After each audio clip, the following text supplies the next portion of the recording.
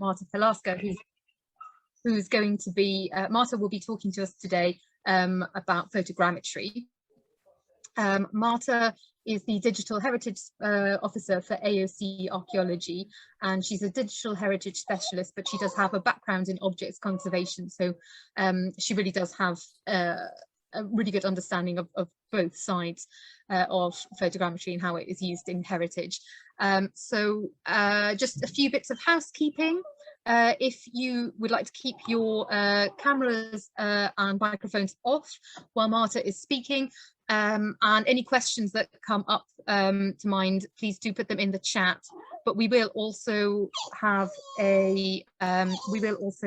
the opportunity to ask questions at the end, and Marta will also have a couple of short breaks during the afternoon to give us a little bit of time for comfort breaks and so on. So with that, I will hand over to Marta. Thank you, Gwen. I'm just going to start sharing my screen. Just let me do that right now. Just need to set it up. Okay. Put it down. Sure. Okay, that should be fine right now. Okay, so good afternoon, everyone, and thank you, Gwen, for the introduction. I'm actually really looking forward to this workshop. As it says in the title, it's only introduction to photogrammetry, so this workshop is going to cover the basics of procedures. However, I do hope that it will allow you to understand what it takes to start your adventure with photogrammetry.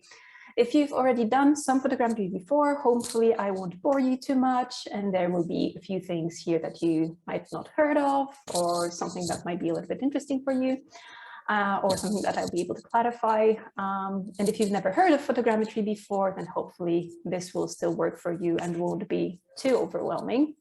I'm trying to adjust this to all levels. So if at any points you have any questions or you require clarification because you didn't understand something or you'd like me to repeat anything, then please let us know and I'm happy to do that.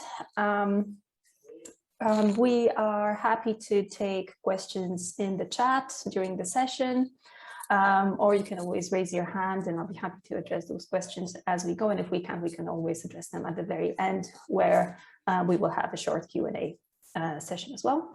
What I should also mention here is this online workshop is kind of a variation of a different workshop we planned to host at the Scottish Maritime Museum where I worked back in 2020, and we scheduled that workshop for March 2020, and you probably know that with COVID it couldn't happen, unfortunately, so we've waited a little bit and now we decided to go ahead with the online version. And this is where you're going to see some of the data from the Scottish Maritime Museum, where I run Scanning the Horizon 3D digitalization project.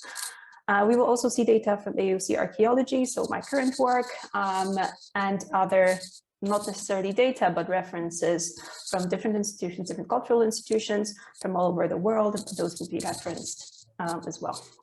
Okay, so let's start. And that doesn't work. That works. Okay, I think it's always useful, especially as an introduction, to start these kind of things with some sort of definition.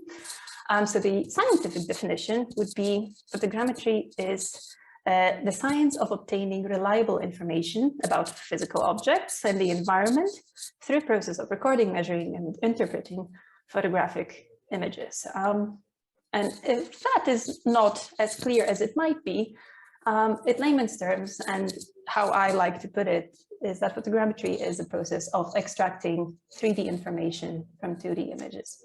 This means that photogrammetry actually enables you to create three-dimensional digital record of real life artifacts, or sites, or buildings, or landscapes from photographs. I hope that this concept is fairly simple to grasp. Of course, there's a lot of maths and optics and calculations that are happening in the background. And because software tends to make it look so effortless, we are often absolutely unaware of how advanced those calculations are. But you know, the essence of photogrammetry is that extraction of 3D data from 2D pictures. Anyway, if that is still a little bit abstract, because you know some of you may have never seen a photogrammetry model before and are still a little bit confused, I thought it would be useful to actually have a look at photogrammetric 3D models at the very beginning, just to see what photogrammetry can offer and what it looks like. So I have already prepared a collection on Sketchfab for us. I mean, this is just what you see here now is just a link to AOC Archaeology 3D collection. If you're interested, you can check it out on Sketchfab. If you're not familiar with Sketchfab at all, it's kind of what YouTube is for videos. It's a first platform that allows you to smoothly view 3D content online. So I'm just gonna, oh, where's the mouse? Just gonna quickly open this up. And actually I will first go here.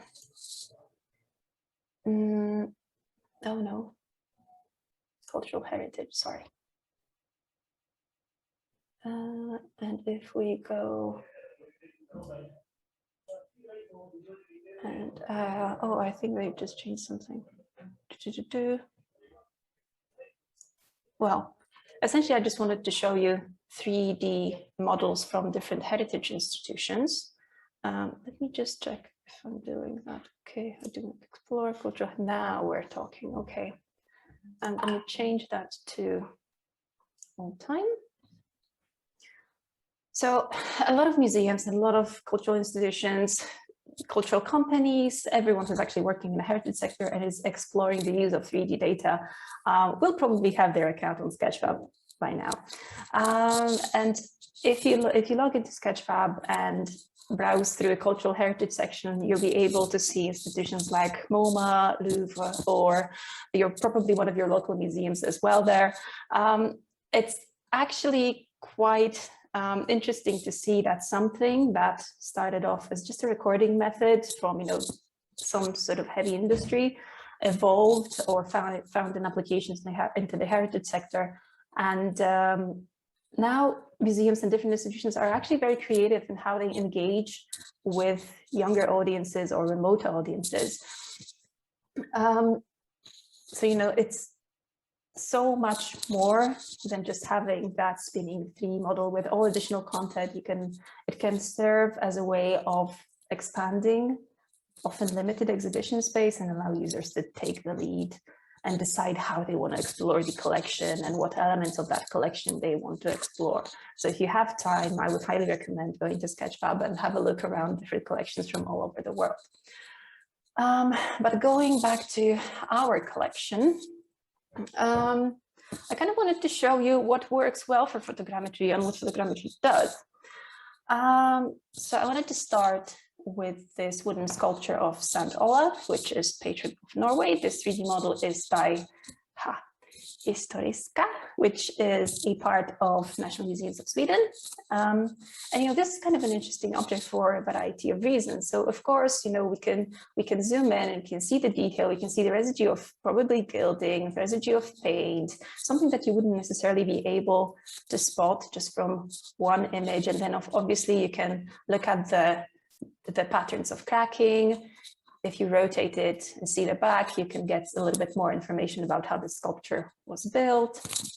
So, you know, to get that information just from regular 2D photograph, I mean, it would require quite a few images to actually convey this kind of information. Similarly here, this one is actually one of ours. So this is one of the artifacts from Klachtelbroch. So this was the project AOC run over several years by now.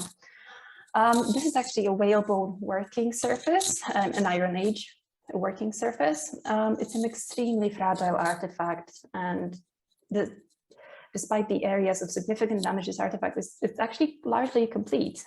What survives is the body of the vertebrae, on which we can see the evidence of extensive use in the form of tool marks. We still don't know what was being worked on the surface, but the tool marks suggest a variety of materials, you know, some sort of bone, wood, stone, footstuffs, things like that. So, you know, potentially we could have fine specialists looking at the 3D model and analyzing the surface detail without the need of handling the object itself. We could have conservators looking at the cracking patterns, again, without the excessive need of handling this very fragile object.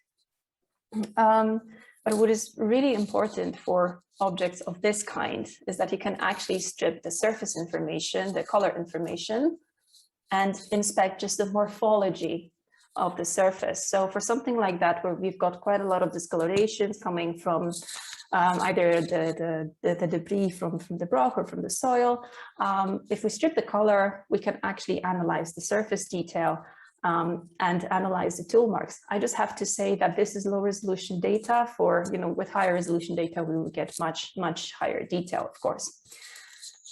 Same rule applies to paintings. This is the Starry Night from MoMA, Museum of Modern Art.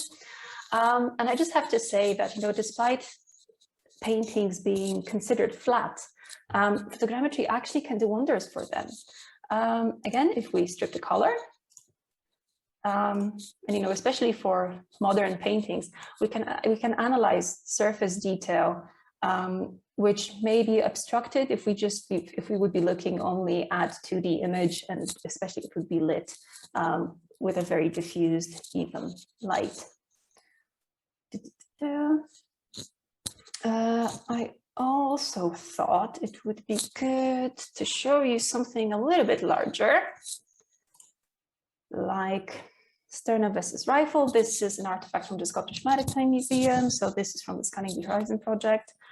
So this is an object that sits in the main gallery space. It's a large gallery space, obviously, but still, the artifacts are equally large, and there's quite a lot of them. So to be able to view, the visitors are not actually able to view this particular artifact from each side, not to mention that they are not able to look at what is inside and what's the construction of that particular vessel.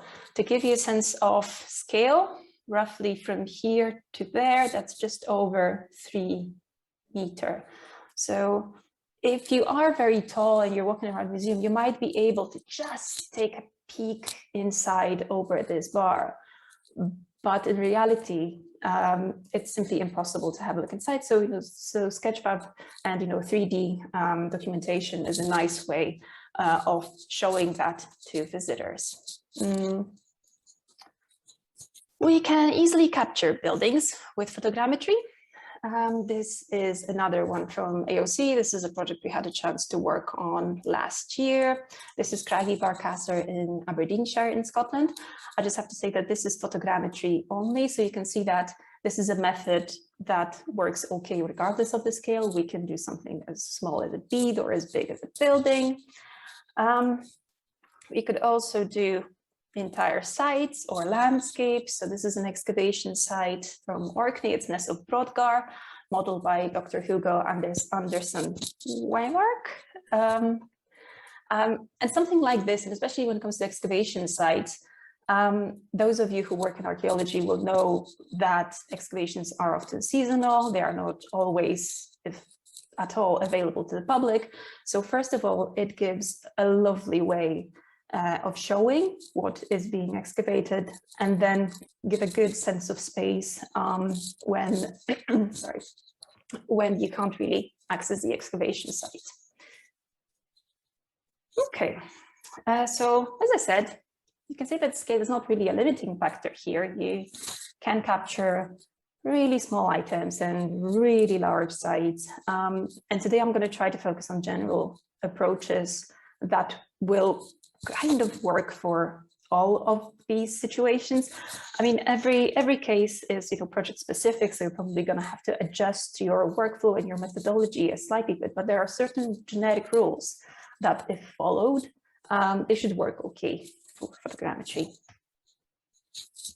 Next slide. There it is. Okay, so I thought it would be worth to mention how photogrammetry can be used in the heritage sector. Sorry, I just keep getting some sort of notifications here. That's fine.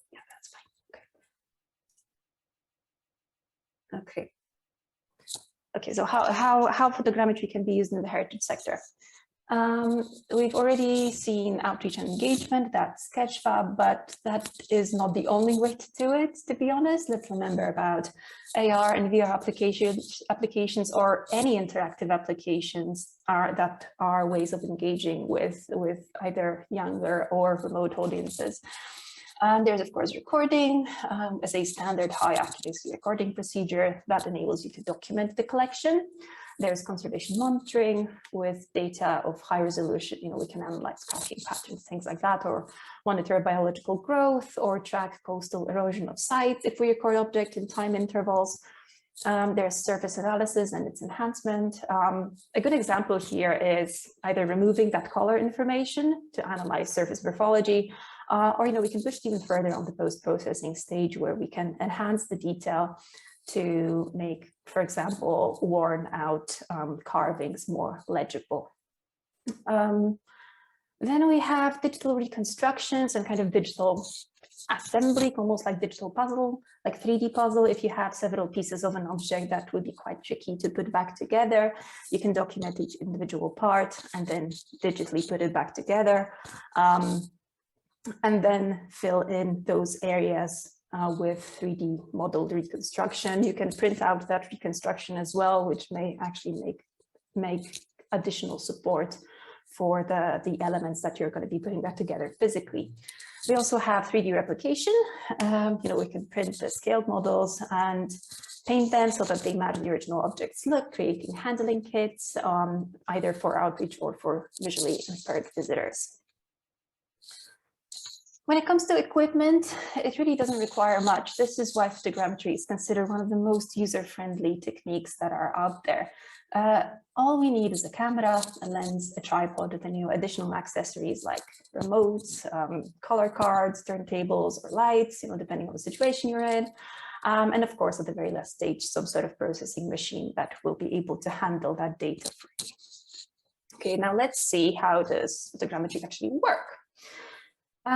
Because, it sounds quite wonderful, a little bit like dark magic. You just take a bunch of photographs, you put it into software, and the software does its thing and just pulls this 3D data out of nowhere. And it all sounds wonderful, but it would be good to understand what's happening in the background.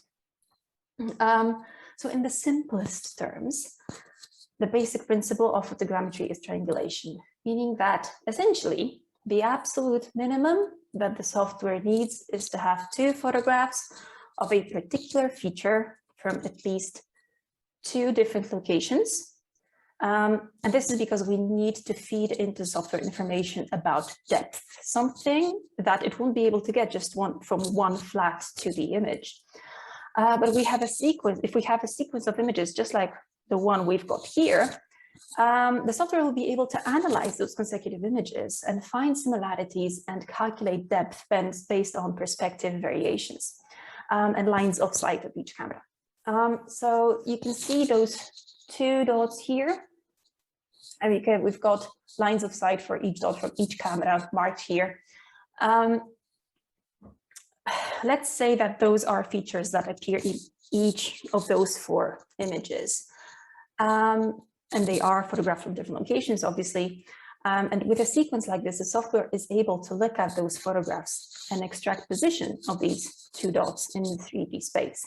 So if you look at the lines of sight here from first camera and second camera, when those lines of sight meet for each of these dots, this is where the software estimates the position of that dot within the 3D space.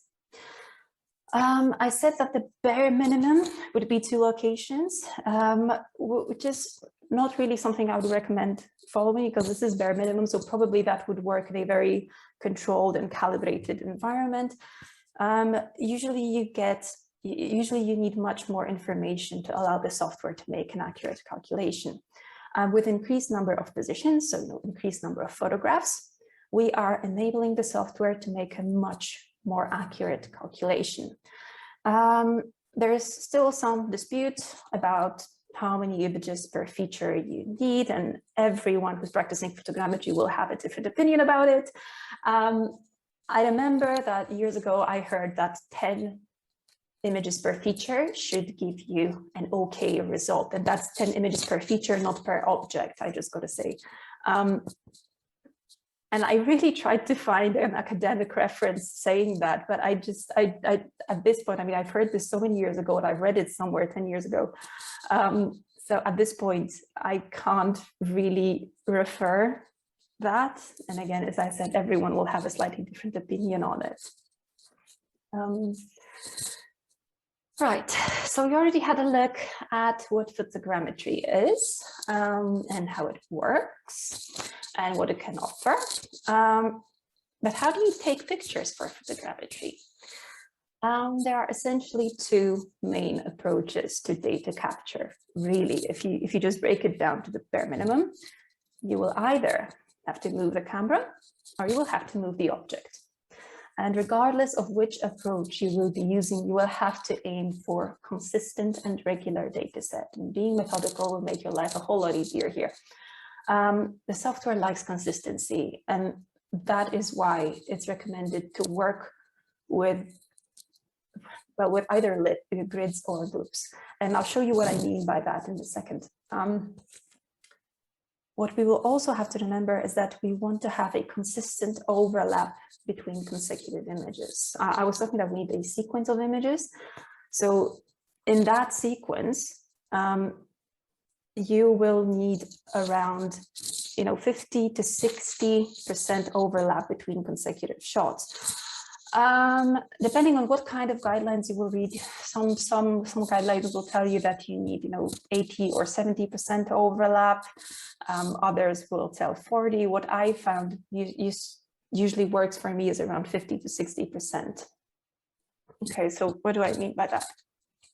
So when you are moving from one image to another, and here we have the grid approach, of course, we could say that we are capturing something relatively flat, like a painting. You want around 60% of each image to capture the exact same fragment of that object that the previous image already recorded. So as you can see here, you move along trying to capture the geometry, you follow your grid. You are creating a network of cameras or images with a lot of common points. So they captured a lot of common features, but each of these features is captured from a variety of different locations. And this will give us a solid frame to work with. As you can already see here, the border cameras are kind of hanging. They are not connecting to as many cameras as those, let's say, closer to the center of the grid. And this is what we need to consider when we're capturing data for photogrammetry. We need to think a little bit wider than the object itself. So this is actually something quite important when capturing actually paintings. So ideally, we want the last image of each row and each column, so everything that is on the edge, to have a maximum of 1/3 of the object inside that frame. All of the rest of it will be peripheral data. So data that we are not really interested in, but data that the software will need to make accurate calculations. When it comes to the loop approach, this is usually when working with turntables. So we have a standard turntable setup here in the studio. When it comes to the setup itself, the sky is the limit. More advanced institutions will have an automated rigs where you type in parameters, you press a button, you leave a room, and you sit in front of your screen waiting for a notification saying that images have been uploaded to your server. But if you're on a budget, actually something very simple will do. It will be just a little bit more labor intensive. The essence of it is that you need to capture an object moving on a turntable with the camera being still. So how does the image sequence from something like this look like? Here we have it. This is the approach where you obviously move the object, meaning that you are rotating the object to get that nice coverage from a variety of angles and to get as many features as possible. What I need to stress here is that even though from the camera's perspective, the object is moving, it in fact remains still. Is the turntable that is moving. And what I have to say here is that the object itself cannot move at all throughout the data capture process. So if you're working with an artifact that, for example, has a really fragile or delicate handle that tends to move or wobble somehow as you rotate the turntable, and so its position will shift. So I would probably then try to find a way in which that handle will remain still throughout the data capture process, or consider actually walking around the object without the need of rotating the artifact on the turntable. Those of you who've done a little bit of photogrammetry or are already good photographers may ask, because it's quite obvious here, what about those reflections from this particular artifact? Well, this is something that is not ideal.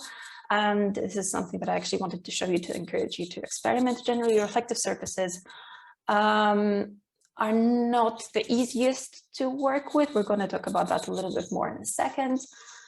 And there are ways to mitigate that. But, at this particular situation, I didn't have the setup that would allow me to mitigate that. And I knew that the museum really wanted to have a record of this particular object because it was a nice object. So what I've done here is basically took a different approach. If we go back, actually, you can see that I've got quite a few images here. So I've taken quite a lot of loops for an object that is actually quite chunky and doesn't have a lot of really fine detail, apart from some sort of flaking. It really doesn't have a lot of carved fine detail. And this is because of the reflections that were introduced on the gilded surface, and then restricting processing algorithms, so it would just look only onto very certain points, allowed me to actually create that 3D model. It was kind of an experiment, and this is what I want to say. We can run as many training sessions as possible, but you will probably learn your own workflows, and you will learn when you can experiment and see how it works for your objects and your institutions. Only by doing it, and don't be afraid of doing something wrong. Experimentation is a way forward. So if you make mistakes, that's just that's just one lesson learned, and that's it. When it comes to lights, if you want to look at something that would be a slightly better example of light distribution, this lovely pot would be an okay example. Again, this is a turntable approach. We've got an image sequence showing you how we've been capturing those images. This is the data set that's been captured by volunteers at the Scottish Maritime Museum during one of the training sessions.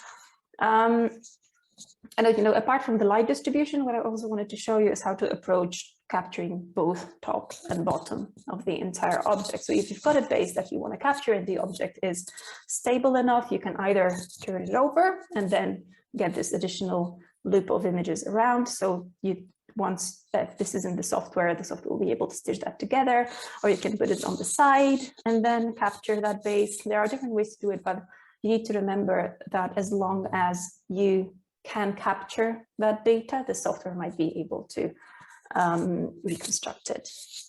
Okay, moving on to the method of walking around the object. This really applies well to large-scale artifacts. We have Sternofessus rifle here, again, here with camera distributions. A couple of things to mention here. So this was captured in gallery space, as I said before, surrounded by other artifacts. So it was not really possible to get the object nicely in the frame as we've done with the cat head and the pot. So this approach was slightly different. I was walking around the object, so you can see that I kind of have loops around here. I shouldn't be pointing. I should be pointing with my mouse here. Yep.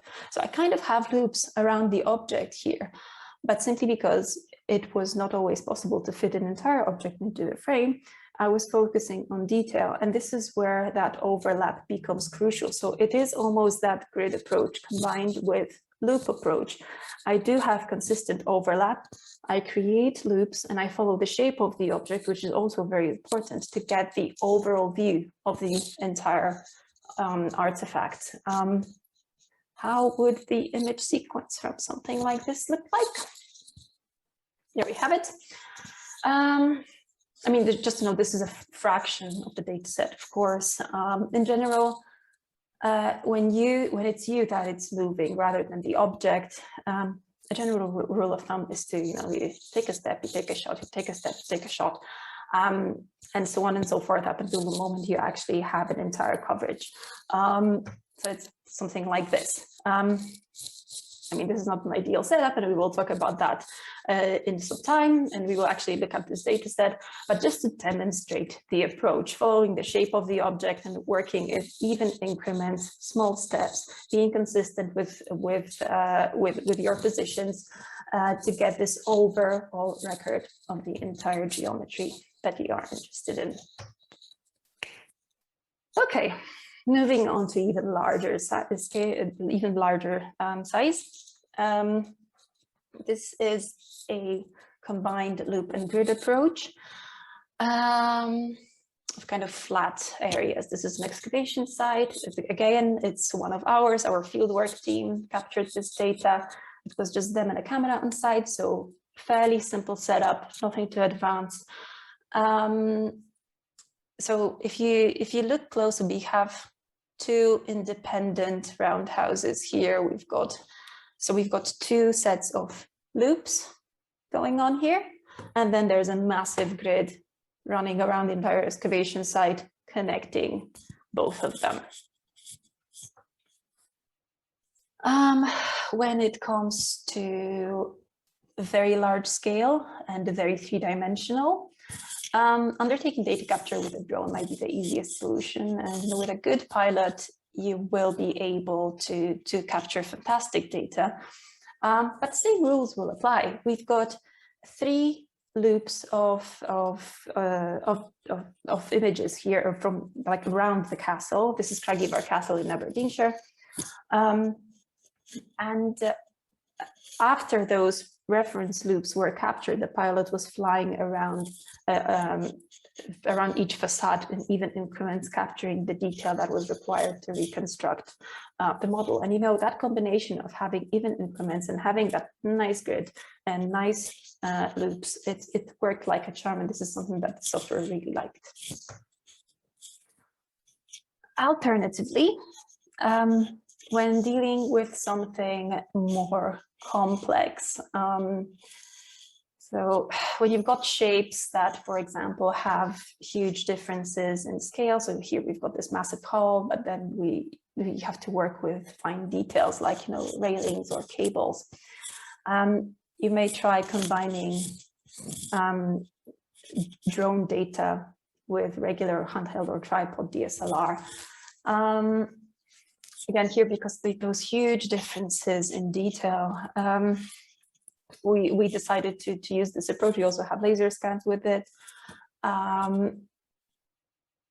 mean, the problem is with low tolerances of very fine detail. The walls are quite thin. If they are quite deteriorated, that means that you don't get a lot of margin for error. So something like that may be quite tricky. So the more images you provide to the software, the better the estimation will be. So once we actually did drone capture for this, I was really pleased to see that it worked. Okay. So we talked about a variety of objects and their sizes and how to approach data capture of these. And what would be good to mention at this point is that photogrammetry doesn't come scaled by default. So for example, if you'd be capturing a bead or a spindle whorl, it may come out at a size of a watermelon, because the software will try to estimate its size. So this is why we need to help the software with making those estimations. And there are several ways of doing so. You can add a ruler in your data set. So when you're capturing the images, there's a ruler, and then you go into the software and then you assign 2 points from that ruler saying, this is the distance that I'm working with, and the software will be able to scale it. You can use calibrated scale bars like those here, or you can, if you're working with sites, you can use georeferencing. So there are several ways to do so, but the main thing is to remember that you need to take some sort of reference for the software to scale the data. What I could show you here, if I go back to that cat head, I actually had targets in there. Are we here? Yep. So if I'm,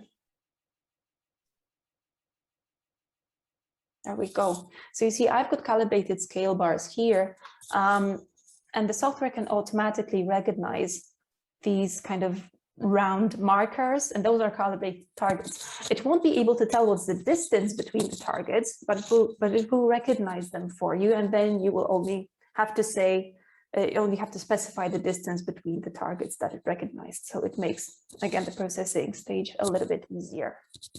Okay, now I turn. Let's move. Where were we? Scaling. Yep. Okay. So to summarize data capture strategies, we have to work with either loops or grids, and we have to remember that software likes consistency. We want to aim for nearly 100% coverage. If you think you've not captured more tricky areas because there was more complex geometry there was an undercut or there was an underside that you didn't see, it's fine to take fill-in shots. Just remember that you need to somehow tie it in with the master data set. So remember about overlaps. Keep around 50 to 60% overlap between consecutive images. Keep consistent distances between the cameras, and take notes for measurements because photogrammetry doesn't come scaled. Okay, so by now we may have a basic understanding of what photogrammetry is and how it works. So we may also understand what kind of image sequences we need to take in order to make it work. But there's something we need to mention when it comes to capture conditions. If we're working on site, either capturing a building or any structure, we have to try to adjust our schedules to the weather forecast, because as tempting as it may be to go out on the most wonderful sunny day and take a lot of photos in the beautiful weather, it is quite likely that you will not get a data set that will work that well because of the hard shadows that the sunlight introduces. So what we really want for photogrammetry is something like this. A lovely thick layer of clouds creating a natural diffuser for the sun and eliminating those hard shadows. It shouldn't be much of a problem here in Scotland, where I'm based, but if you're tuning in from some sort of wonderful location famous for its beautiful weather, then this is something to keep in mind. The issue with hard shadows in photogrammetry is twofold. So first, those darker areas will be permanently present on your model when you'll be capturing them. So that's one. And that actually affects color accuracy as well. Second, when working on a larger project, when you're going to have to spend more time on site, it actually means that the shadows will move depending on the time of the day, and that may actually really confuse the software because that position will change, even though it's not a change in the geometry, but it's the change in the position of the color information, and that may cause some confusion. So we want to avoid that. There are a few ways to deal with the shadows. When capturing outdoors, the easiest would be to reschedule. I'm a huge fan of that, but that's not always a possibility. So I just wanted to show you how others ended up doing, what others ended up doing in situations like this. This is a tweet from Smithsonian, and I'm a huge fan of this one, actually. It seems like so much fun. So obviously they were on site, they were working in not very optimal conditions. Beautiful weather, probably very enjoyable, but to make photogrammetry work, they had to have that sheet, that piece of fabric over the area they were capturing so that it casts an even shadow, eliminating any hard shadows on the surface that they were capturing. This only happens on site or in any conditions where you really can't control the light. For museum collections, you're probably going to end up working indoors unless your collection is so large that it cannot be moved. But ideally, we want as even light as possible. So for documenting museum objects, I would recommend having objects moved to the photography studio and undertake data capture there. No. Okay. In a control light environment, we can make sure that the light we are introducing will be evenly distributed around the object, so we get accurate color information. These two examples are again from Smithsonian. You know, we can see that they have several lights here, 3-point lighting here, and I believe 4, 5, 6. Yeah, 6 lights there. A featureless background, something that is actually quite important for photogrammetry if you're using a turntable, because we want the software to focus only on the object. So if we've got some features, or so for example, a pattern in a background, it will really confuse the algorithm. So, you know, it will have that object that is moving around in the foreground, but the background remains still. So we want to make sure that whatever background we have will be featureless. Smithsonian is a large institution, so they have quite an advanced setup. You know, they have these camera rigs, and this is actually from several years ago, and I found it online. So by now they probably have, you know, proper massive rigs. They're doing fantastic work. But honestly, if you are on a budget, you can actually do quite a lot. It's just going to be slightly more labor intensive. I just wanted to show you this to demonstrate even light distribution, what I'm talking about. So this is not a photogrammetry setup, but it's from photography studio of the Corning Museum of Glass. So this is how photographers achieve that nicely lit, diffused light that doesn't really cast any hard shadows onto the object. So you have because you can have a situation when object is casting a shadow on itself, and obviously you've got different objects around you that may be casting shadows onto the object. So having that 3-point or 2-point light will be able to give you that option of having nicely lit object. A more budget setup. So this is from the University of Nottingham. You really don't need much. This is what I want to say. You just need a basic set of lights, some sort of tent or a diffuser on the lights, and then a turntable, a camera, and you're ready to go. This is what we actually had at the Scottish Maritime Museum. So again, 3-point light. We've got here, we don't have a tent, but we do have a regular background. And you know, a Lazy Susan from IKEA. And that's all it takes, really. This is also something that is worth mentioning. When it comes to adding detail, here's a breakdown how to do this. I would always, when working with loop approach, I would always start with reference shots. You want to have an object nicely fitting inside of your frame. Not too small, not too big, just sitting nicely filling in the entire frame. And you just take images in small increments up until the moment you get this nice coverage from all over the object. And it says that here, you know, you want at least one loop of those reference images. But I tend to go with, you know, at least 3 loops. It will give you a more solid frame to work with. Then you move on to mid and close range photographs and getting closer to the subject to gain a little bit more surface detail. To explain this is essentially those fine details. So for example, a grain on the stone sculpture will not be visible from a picture that you're taking quite far behind. So you need to get a little bit closer to the object to introduce that finer detail. And then the mid-range shots are useful for seamless alignment of both. So you've got those far range images, you've got something really close, but to allow software to make sense of what it sees, it's good to have an additional loop somewhere in the middle so it can connect the 3. Sometimes you won't need 3 passes, you might get away with 2. It really depends on the level of detail you're after. And it's more of a test and trial thing and what kind of requirements you have. If you want to introduce macro detail, you're probably going to end up taking macro shots, you know, section by section from your artifact. This would be actually, again, a good example to show you what I mean by this. So you see, with this particular project, we were asked to create an overall model with no fine detail. And we specifically asked if they want the finely carved elements to be captured in really high resolution. And you know, Kragivar Castle is actually quite famous for its wonderful carvings.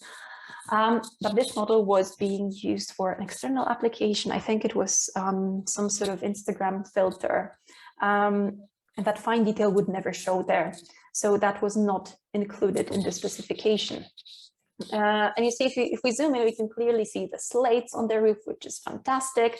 But if we look at these cannons here, actually, there's not that much detail there. And with these cannons at Kragivar, each of them have actually quite a lot of carvings, and these carvings tell stories. So essentially what we would have to do to get that detail is to create smaller data sets closer to the closer to the facade, basically creating smaller additional loops around each of these cannons to get that surface detail, which is not visible in the master model.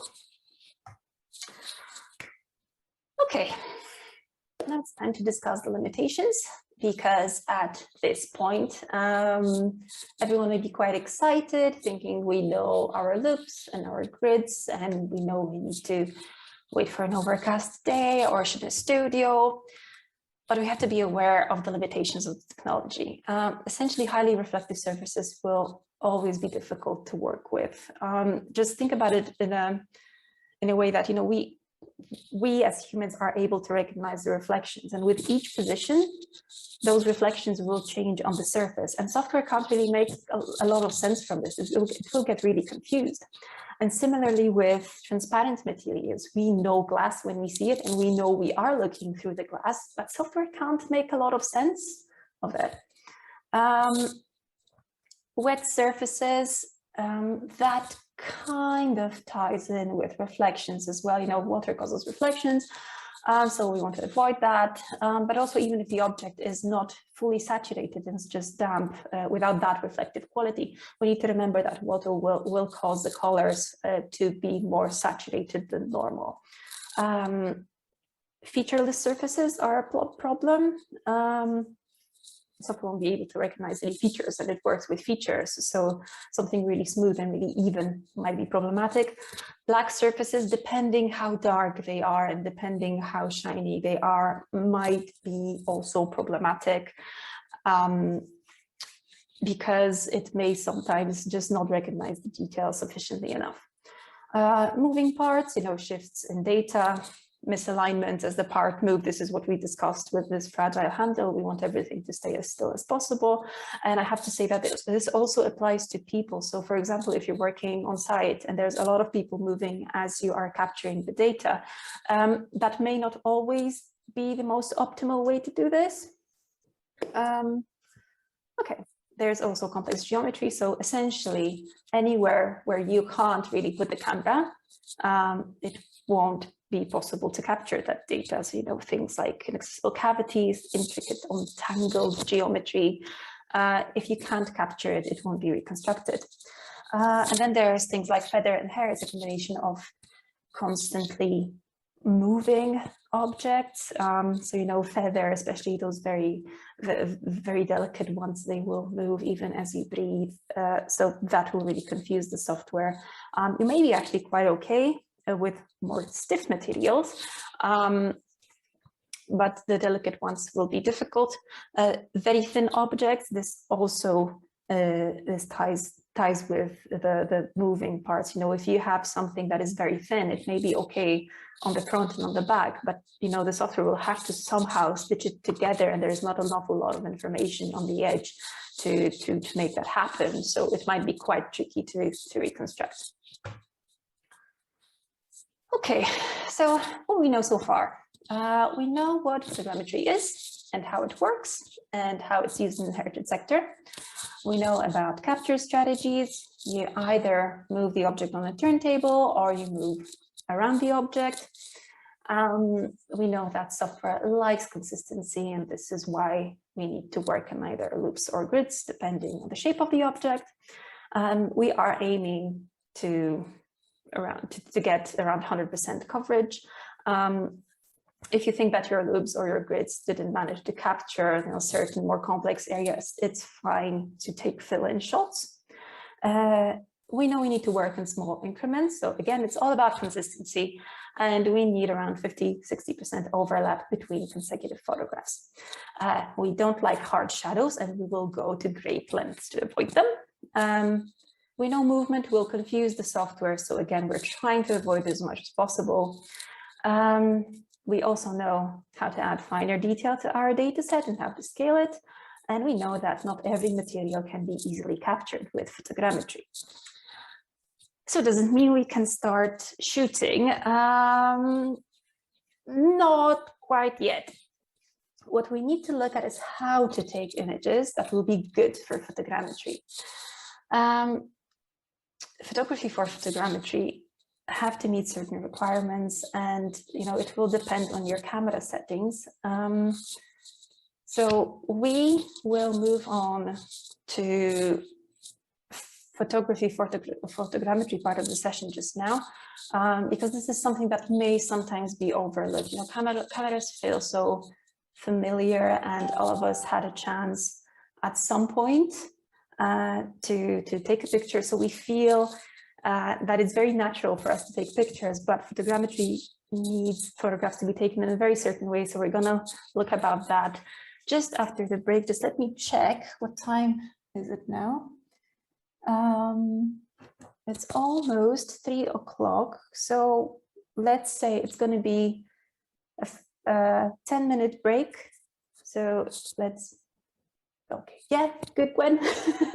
Okay, so let's just, this is just a little bit of time for everyone to make themselves some tea, get some biscuits, and yeah, let's. We did have one question, Marta, in the chat. I didn't, for that section. I didn't see that. Okay. That's okay. You probably weren't able to have a look. So Hugh asked, is there a mechanism for superimposing dynamic scale indication as you navigate through 3D models? What do you mean by dynamic scale navigation? Hugh, would you like to clarify? I can't see that here. It's just in the chat. Oh. Oh, as in zoom in and out. Thanks, Hugh. Oh, but do you mean on Sketchfab? Yes. Yes, yeah, you just scroll in and out. That's, oh, I didn't actually show that. It's, yeah, I didn't mention it. I mean, the navigation on Sketchfab is, it's essentially like you're just hovering over with a mouse. Just let me open it here again. Yes, I can see it. So if we go back to one of the models here, so with left click, you can rotate. With right click, you can hover, and this is just scrolling, so zooming in and out. And then when you're on SketchUp, if you go to Model Inspector, that opens up a whole lot of additional information that you can access. What I find is the most useful is that Matte Cap in surface mode, and this is the mode that allows you to strip the entire color information from the model itself. Does that help at all? Hopefully that was fine. Thank you, Marta. Oh, yes, but how can you see whether an item is 2 meters or 2 millimeters across? Oh, on Sketchfab, you really can't. No, that's one of the problems that Sketchfab has. It doesn't, well, there is something that is called oh, I've got this panel here from Zoom, so I can't really, oh, maybe I can do that. If I go to Sketchfab measurements, yes, so this is still in an experiment stage, but you can load any 3D model that you'd like. Let me just take again, well, let's take this one. It's also quite interesting because different cultural institutions found different ways around it. So we've got several models that actually include a scale bar. So that kind of represents scale, but there's no way of knowing on Sketchfab how big is your model. You can easily set up scale inside photogrammetry software or in any processing software on your machine, but Sketchfab doesn't really have that. It has something like this, which is still in the development stage. And you kind of check 2 points. So for instance, something like here, see, I've selected 2 points right now, and it tells me that this distance is 2.41 units. And I know that is in meters because I processed that and I set it up to be in meters. But for the user, there's really no way of knowing that without having access to the source data or having some sort of reference inside of Sketchfab. So this is something that cultural institutions have been raising, and I know that Sketchfab is working on it. But you know, the more advocacy there is, the more urgency there will be from Sketchfab side. So yeah, if anyone so that's kind of a slight gap in what it can offer, but it is something that is sort of being looked at. That's great. Yeah. Brilliant. Thank you, Marta. So would you like us then, everybody, to be back at in 10 minutes? So it's 11 minutes past 15 is what I have. 15:01 is what I have. So it would be 15:07 or whatever your local time is, wherever everybody else is, obviously. But it will be 11 past whatever the hour is. Brilliant. We will see you all shortly. Thank you.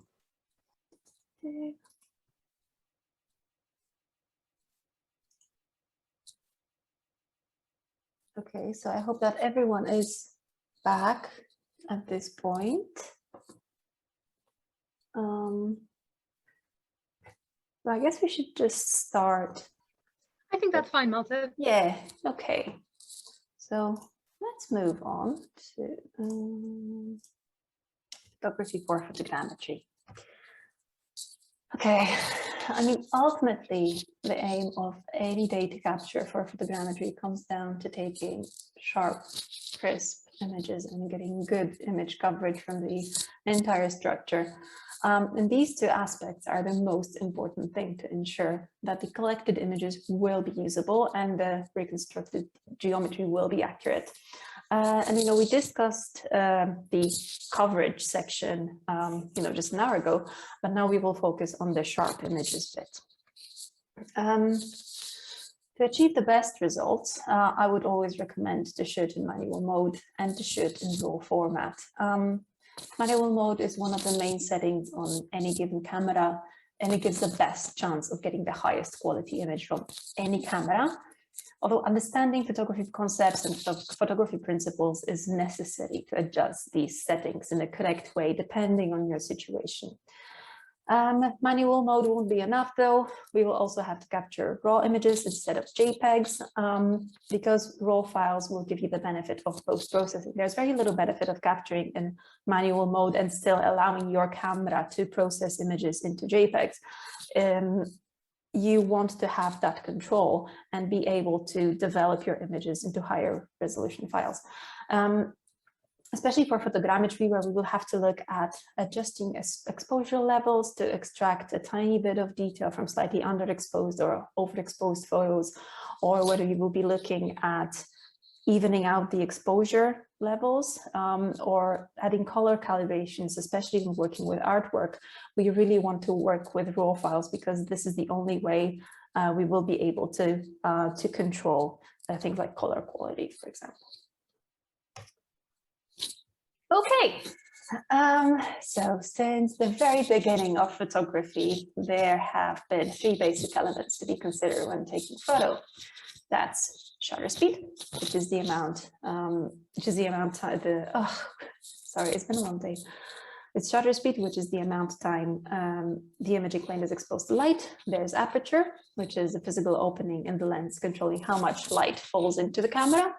And there is ISO, which is the amount that light is amplified to either brighten or darken a photo. And together, These three elements, or three pillars photography, make up what photographers call the exposure triangle. And to achieve the best quality photograph, we will have to adjust to these three elements. And ultimately, they control three things: how bright the image will be, how much of the frame will be in focus, and how much noise we will introduce to the image. And the issue is that whenever one element of the exposure triangle gets changed, it affects the brightness of the image. So at least one additional element or additional parameter needs changing as well to compensate for that change in brightness. And the key to creating perfectly exposed images is to balance the ISO, the aperture, and the shutter speed values to ensure that the image doesn't appear too dark or too bright, whilst all relevant details are sharp and noise levels are minimal.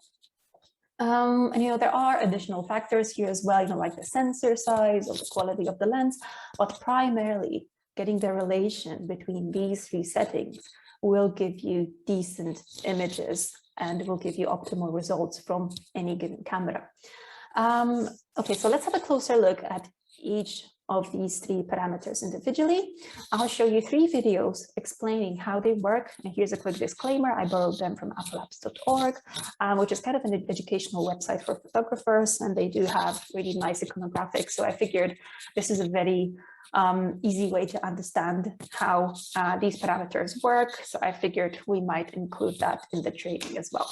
Okay, so let's start with aperture then. What is aperture? Perhaps the most influential parameter of photography, aperture plays an important role in composition and setting up a shot. Let's take a closer look. Simply put, aperture is the hole in the lens through which light travels into the camera body and onto the camera sensor. To understand, let's look at the human eye. All cameras are designed like human eyes. The cornea of our eye is similar to the front element of the lens, gathering light and bending it inward toward the iris. The iris can expand or shrink, controlling the size of the pupil, which passes light into the inner eye. The pupil is what we refer to as the aperture in photography. The amount of light that falls onto the retina is determined by the size of the pupil. The larger the pupil, the more light falls onto the retina. The larger the aperture of the lens, the more light enters the camera. The iris of the lens controls the size of the aperture and is called the diaphragm. The diaphragm's function is to block all light with the exception of the light that goes through the aperture. In photography, aperture is expressed in f numbers, also known as f-stops. F-stops are a way of describing how open or closed the aperture is. The smaller the f-stop means a larger aperture, while a larger f-stop means a smaller aperture. This can be tricky to remember since large f-stops mean small aperture sizes. So an f-stop of f1.4 is larger than f2.8 and much larger than f8 or f11. Aside from controlling the amount of light passing through the lens and into the camera, the aperture has a direct impact on the depth of field, the area of the image that appears sharp. A large f number such as f16 will bring all foreground and background objects into focus, while a small f number such as f1.4 will isolate either the foreground or background objects and make everything else blurry. Every lens has a limit on how large or small the aperture can get. If you take a look at the specifications of your lens, it should indicate the maximum apertures, lowest f numbers, and minimum apertures, highest f numbers. The maximum aperture of the lens is much more important than the minimum aperture, because it shows the speed of the lens. Lenses with apertures of f1.4 or f2.8 are considered fast lenses because they can pass more light into the camera than, for example, a lens with a maximum aperture of f4 or f5.6. That's the reason night photography usually requires fast lenses. The minimum aperture of a lens is usually not important and should rarely be used, as diffraction will cause the image to lose clarity. It is also worth noting the two types of lenses, primes and zooms. Prime lenses have a fixed focal length, meaning they cannot zoom without physically moving closer or further away from the subject. Zoom lenses give you the flexibility for you to zoom in or out of an object while remaining stationary. While prime lenses will have a fixed maximum aperture, The maximum aperture of a zoom lens will often get smaller as the focal length increases. These lenses are called variable aperture lenses. This is important because for a zoom lens with a focal length of 70 to 200 millimeters, the aperture may increase from f3.5 to f5.6, decreasing the amount of light entering the camera. Because aperture controls the amount of light entering the camera, it also affects other parameters such as ISO and shutter speed. A larger aperture or smaller f number will let more light into the camera, allowing you to use a faster shutter speed or lower ISO value. This is beneficial to eliminate motion blur and reduce the amount of noise that your camera will produce if its ISO gets bumped up. Faster shutter speeds can be essential in scenes with lots of motion, like sports and wildlife photography. So a fast lens can help increase your shutter speed or decrease your ISO value if your shutter speed is set to a specific value. Fast lenses are also imperative for any kind of nighttime photography. Whether you're taking pictures of the Milky Way or doing a moonlit photo shoot, large apertures will let as much light in as possible. Small apertures can be useful as well.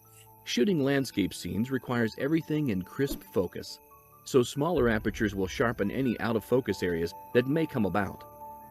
To enable manual adjustment of aperture values, set your camera to either aperture priority or manual mode.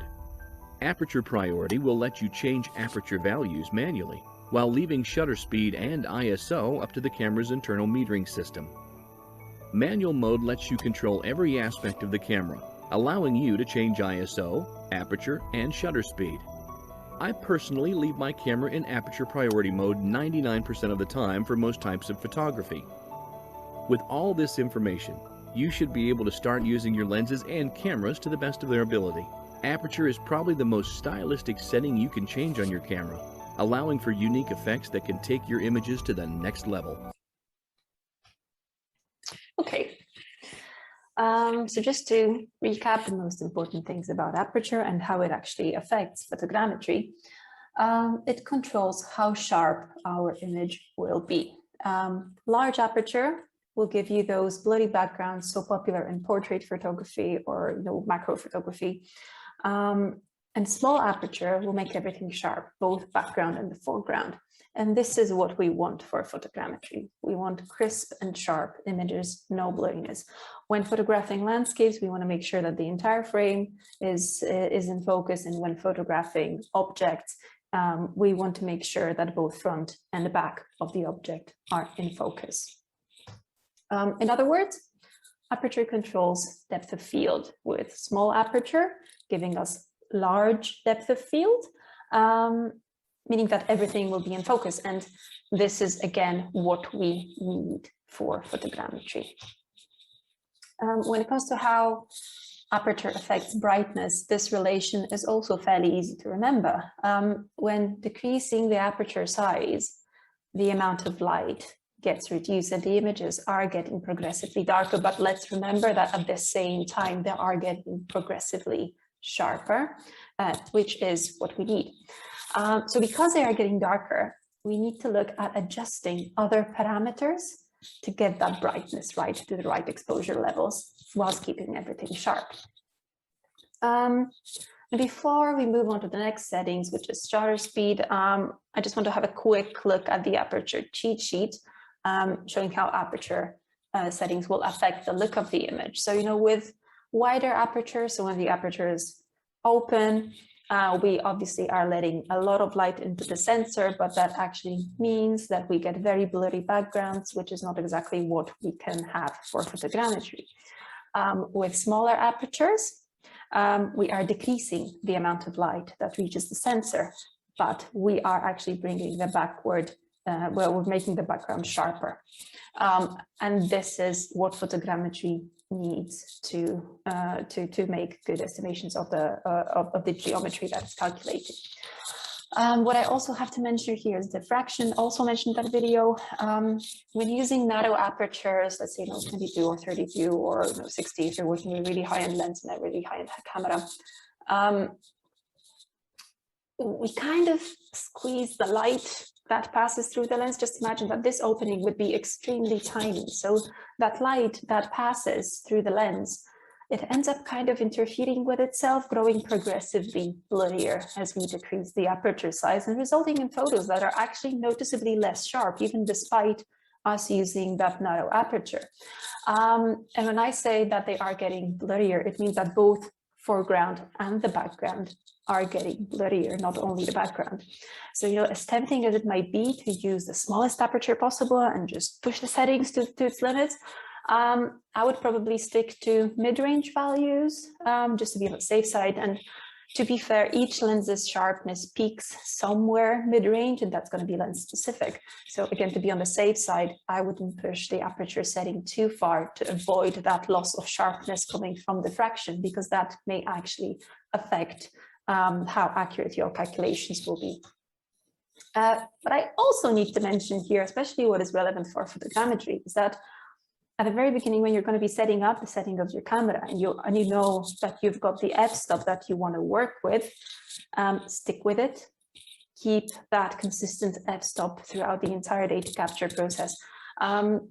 Again, software likes consistency. So if we feed data that is consistent, so it has the same parameters throughout the entire data capture process, it will make it a whole lot easier for the software to make accurate calculations. Okay, so now let's look at the second parameter, which is shutter speed. What is shutter speed? Well, it may seem like the answer is obvious. There's more to shutter speed than meets the eye. Let's take a closer look. Shutter speed is one of the three pillars of photography, the other two being ISO and aperture.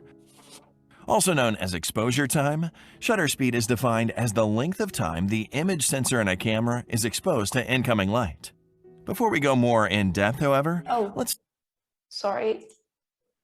Okay, I'm just gonna, this is the wrong video. Give me a second. I'm gonna change it. How come?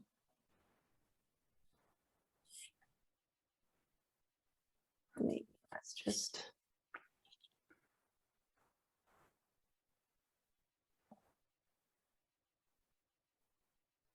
Also known as exposure time, shutter speed is defined as the length of time the image sensor in a camera is exposed to incoming light. Before we go more in depth, however, let's take a look at the different parts of the camera that contribute to taking a photo. In a standard DSLR, when you press the shutter button, a mirror flips up, allowing light to pass into the camera instead of the viewfinder. Once the mirror is flipped upwards, a small door will move from top to bottom, exposing the sensor beneath. After that, another door will fall down, covering up the entire sensor. After the second door closes, your mirror will fall back into place. The doors will then reset to their original positions underneath. The longer the shutter is kept open, the more light will enter the camera. In auto mode, cameras will meter the scene and determine an adequate shutter speed to keep the picture from becoming either over or underexposed. You can manually change the shutter speed by either putting the camera in shutter priority mode, which will let you change shutter speed, letting the camera calculate ISO and aperture, or full manual mode, which gives you full control over all your camera settings. Shutter speeds are measured in fractions of a second when under 1 second. For example, 1/4 displayed on the camera means the shutter speed is 1/4 a second, whereas 1/250 means the shutter speed is 1/250th of a second. Most cameras can handle shutter speeds as fast as 1/4000th of a second, or sometimes even as high as 1/8000th of a second, and shutter speeds as long as 30 seconds. Longer shutter speeds can be achieved using a function known as bulb mode, where the shutter speed is determined by the length of time the shutter button is activated, either manually or through a remote trigger. It's good to know what effects different shutter speeds have, as it can affect the type of picture produced. Short shutter speeds, often quicker than 1/1000th of a second, are fast enough to capture the fast movement of wildlife and sports, and freeze water droplets and small particles. For everyday photography, shutter speeds around 1/100th of a second are fast enough to keep subjects from blurring. If you're shooting handheld, longer shutter speeds may also cause your shaky hands to blur the photo. Newer lenses from most manufacturers have attempted to solve this problem by introducing vibration reduction technology into lenses to correct for minor shakes. Night photography will often utilize longer shutter speeds to capture as much light as possible. Shutter speeds as long as 20 or 30 seconds may even be used to take pictures of the Milky Way. Knowing the principles of shutter speed will allow you to make better decisions about how you want your picture to look, whether you're freezing the action, creating a time warp effect, letting in little light, or as much as you can. Though it's a very basic concept of photography, it is no less important in making a fantastic photo.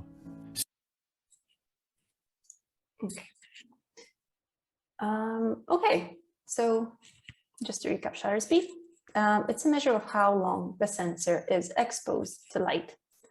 Faster shutter speeds will give the sensor less time to collect light, resulting in darker images, but they also, however, freeze the movement in time, eliminating motion blur. Slower shutter speeds give the sensor more time to collect light and result in brighter images. They also, however, record movement, introducing motion blur to the image. There's one exception though, and that's one that is particularly useful for photogrammetry. It's not even an exception, but it's just the way we can use this method to get images that are bright enough, but actually use quite a long shutter speed. And this is by using a tripod. So when we are shooting still objects, which is a case when it comes to photogrammetry, we don't have to be concerned about motion too much because, you know, our objects stay still. So longer exposures aren't really an issue. Moreover, if we're working with narrow apertures, those longer shutter speeds will help us get more light to the sensor. So they will increase the brightness, so they will compensate for that darkness that we introduced by a small aperture. And we, at the same time, we will keep everything crisp and sharp. You know, even if our object is not moving, though, when we take a picture, we may introduce some movement to the image from camera shake if we're shooting handheld. And this is why tripods are often a must when it comes to photogrammetry. We want to eliminate any movement coming from the user. Okay, let's move on to the third pillar of photography now, which is ISO. What is ISO? While shutter speed and aperture control the amount of light physically hitting the sensor, ISO controls the amount of light the camera needs and is a representation of the sensitivity of the image sensor. As the ISO increases, the light it takes to expose the image decreases. For example, doubling the ISO from say 400 to 800 results in the camera needing only half as much light for the same exposure. This is the main reason such high ISO values are used in indoors, especially at sporting events and for photographing wildlife. Needing a fast shutter speed to freeze action and often with limited light available, photographers pump up the ISO as far as they're comfortable doing. However, increasing your ISO doesn't come without drawbacks. Let's compare a camera to a microphone. Microphones gather sound waves from a source, just like cameras gather light rays from the environment, and each turn them into electrical signals, which are outputted as either a sound file for a microphone or an image for a camera. Now, what happens if you're trying to record something very faint, like a whisper? You increase the sensitivity of the microphone. However, besides the whisper being louder, background noise is amplified as well, and you may even hear the hum of the microphone's electronics. Similarly, increasing the ISO of a camera increases its sensitivity to everything, revealing any lighting artifacts, as well as any electrical grain in the system. This phenomenon is referred to as noise in the world of photography. Higher ISO values don't just produce more noise, they also reduce the color accuracy and dynamic range. So you should use the lowest ISO value possible at all times. The lowest ISO value of your camera is considered the base ISO, a term that you may come across in the future. This ISO produces the best image quality and lowest amount of noise. But as stated earlier, low ISO values require lots of ambient light to properly expose the scene. It's also worth mentioning that not all cameras will have the same ISO profile. The ISO performance of your camera largely depends on the size of the photosites in your camera. What is a photosite? When you press the shutter button of your camera, the curtain in front of the image sensor slides up, exposing the photosites to ambient light. The photosites gather photons that enter through the lens, and once the exposure is over, the curtain slides over the sensor and the camera assesses the amount of photons that were gathered, converting the number into an image. Larger sensor cameras allow for larger photosites, which can gather more photons, so full-frame cameras have an advantage over crop sensor cameras. Also, lower megapixel counts mean that each photosite is allowed to take up more space on the sensor, increasing photosite size. However, older, lower megapixel sensors are not better for low-light shooting, as advances in microlens design and the silicon itself have made modern sensors more efficient. So when should we use low and high ISOs? Remember that in every case, you should try to decrease your ISO as much as possible to retain image quality, but sometimes you may be forced to use higher ISOs. Low ISOs are particularly useful in outdoor photography, where the sun will provide lots of light for your camera, allowing you to more freely use faster shutter speeds and smaller apertures. ISO for indoor photography is largely situational. Depending on how well lit the area is, you may want to use higher ISO values. Remember that if your subject is not moving, you can use a slower shutter speed, or if you're okay with a shallower depth of field, use a larger aperture. Night photography, whether it be a moonlit photo shoot or astrophotography, will inevitably require high ISO values. This is where you need to experiment with your camera to find out how far you can push it without serious drawbacks. ISO, while appearing to be a complicated subject, is actually very simple. By exploring your camera's ISO profile and realizing when to use high and low ISOs with an understanding of the principles of image noise and sensitivity, you will be able to directly improve the quality of your photos and be more comfortable with your camera. Okay, just to quickly summarize ISO and again how important it is to photogrammetry. It's simply a camera setting that will either brighten or darken a photo. As you increase your ISO number, your photos will grow progressively brighter. And for that reason, in regular photography, ISO can help you capture images in darker environments. This comes at the price of introduced noise or grain. And that is why the lowest possible ISO should be used to ensure the highest image quality. That is primarily because ISO works as a kind of amplification, as you heard. With aperture and shutter speed, we are affecting brightness and depth of field in almost a physical way. But with ISO, we are digitally enhancing the signal, which means that we may introduce quite a significant amount of noise. And this is something that photogrammetry really doesn't like. You see, you can see that in this picture here, like, I mean, it's going to be camera specific, and this is something that is worth mentioning. Different cameras will perform differently when they are set to the same ISO. So I can tell you that an acceptable ISO value is 200, whereas you'll be working with a really high-end camera, and it's going to turn out that you can push your camera to an ISO as high as 1000 or even higher, and you will get acceptable images, although you will need a very, very high-end camera to do that. To be honest, I tend to use as low ISO as possible whenever I can, and that is why whenever we are increasing ISO number, we can see that there's this grain. I mean, this is extreme, but we've got this graining appearing. And if we're talking about photogrammetry and we're talking about the fact that software likes consistency and it's trying to find features in each image, if we are increasing those artifacts, because noise are essentially light artifacts, it will really struggle to make any sense of what it's seeing. And this data set will probably result in kind of having a really fuzzy data set or a data set with holes with a lot of misalignments. So whenever possible, I would keep ISO as low as possible. We really should only raise ISO when we are unable to brighten the photo through shutter speed or aperture instead. So for example, if you don't have a tripod and using a shutter speed would cause your subject to be really blurry due to camera shake. So, again, it's a balancing act. To get sharp images, you would want as low ISO as possible, and you would like to combine that with relatively narrow aperture, but that will probably also mean that you will end up with shutter speed that is actually quite slow. And this is why you will have to use longer exposures here, so longer shutter speeds to compensate for that. So this scenario will probably require a tripod or a very steady hand.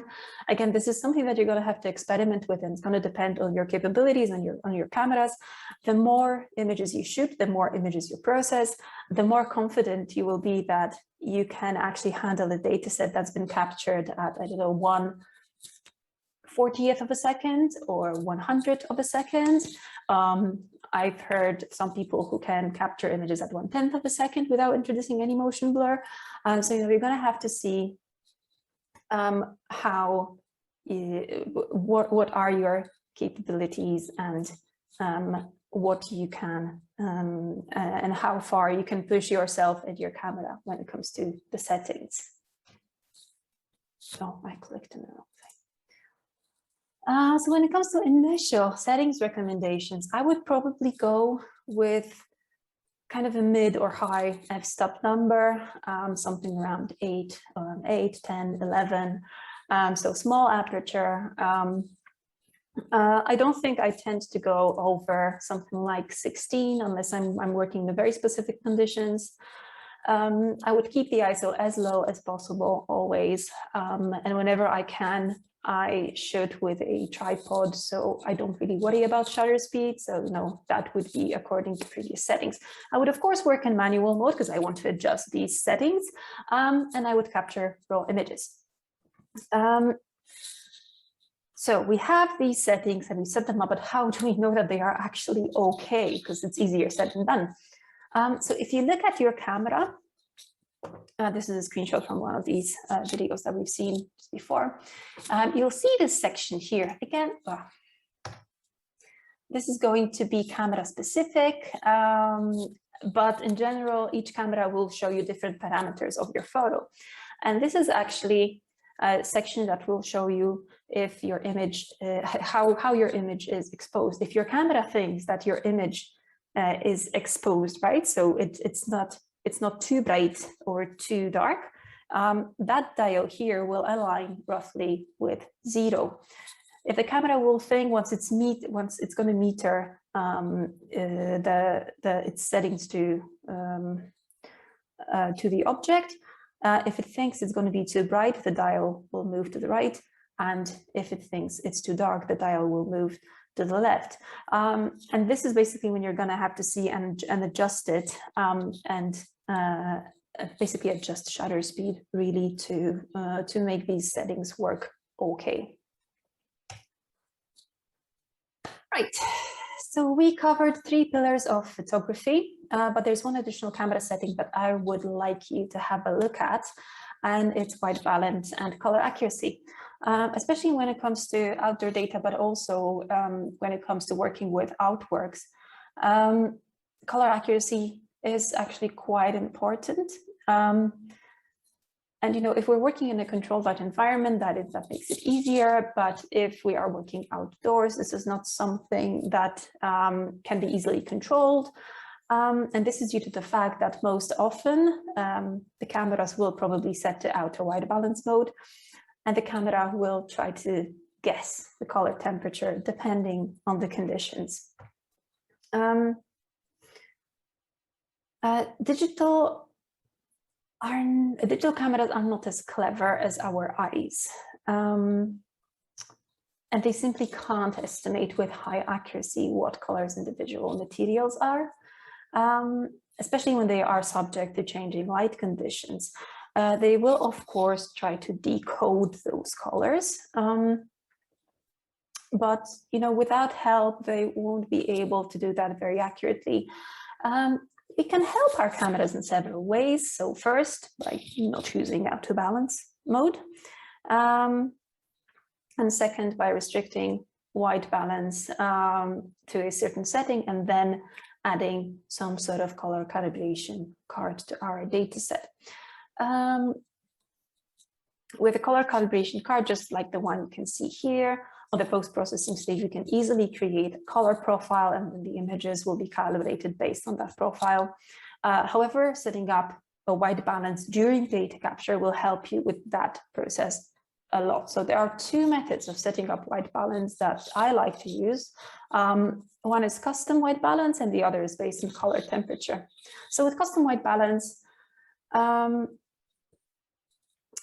mean, it's a method with a gray card, and it's actually fairly simple. So all you need is to take a picture with a gray card filling in the entire frame of the image. Just note that that image has to be taken in the environment you're taking your photo. So for example, if you're going outside and you're in the office in the morning, you can't take that picture in the office and then go on site and use that picture, because it's not really going to work. You need to take that picture when you're on site, so that we are working in the same light conditions, and then you need to guide your camera to that picture. And then it's kind of a reference that you can use. If you don't have a gray card, even just a regular plain white card will do to actually restrict that setting. This is not a color calibration card yet, but this is just something that fixes white balance. So the hue of the image won't change as you move across the site.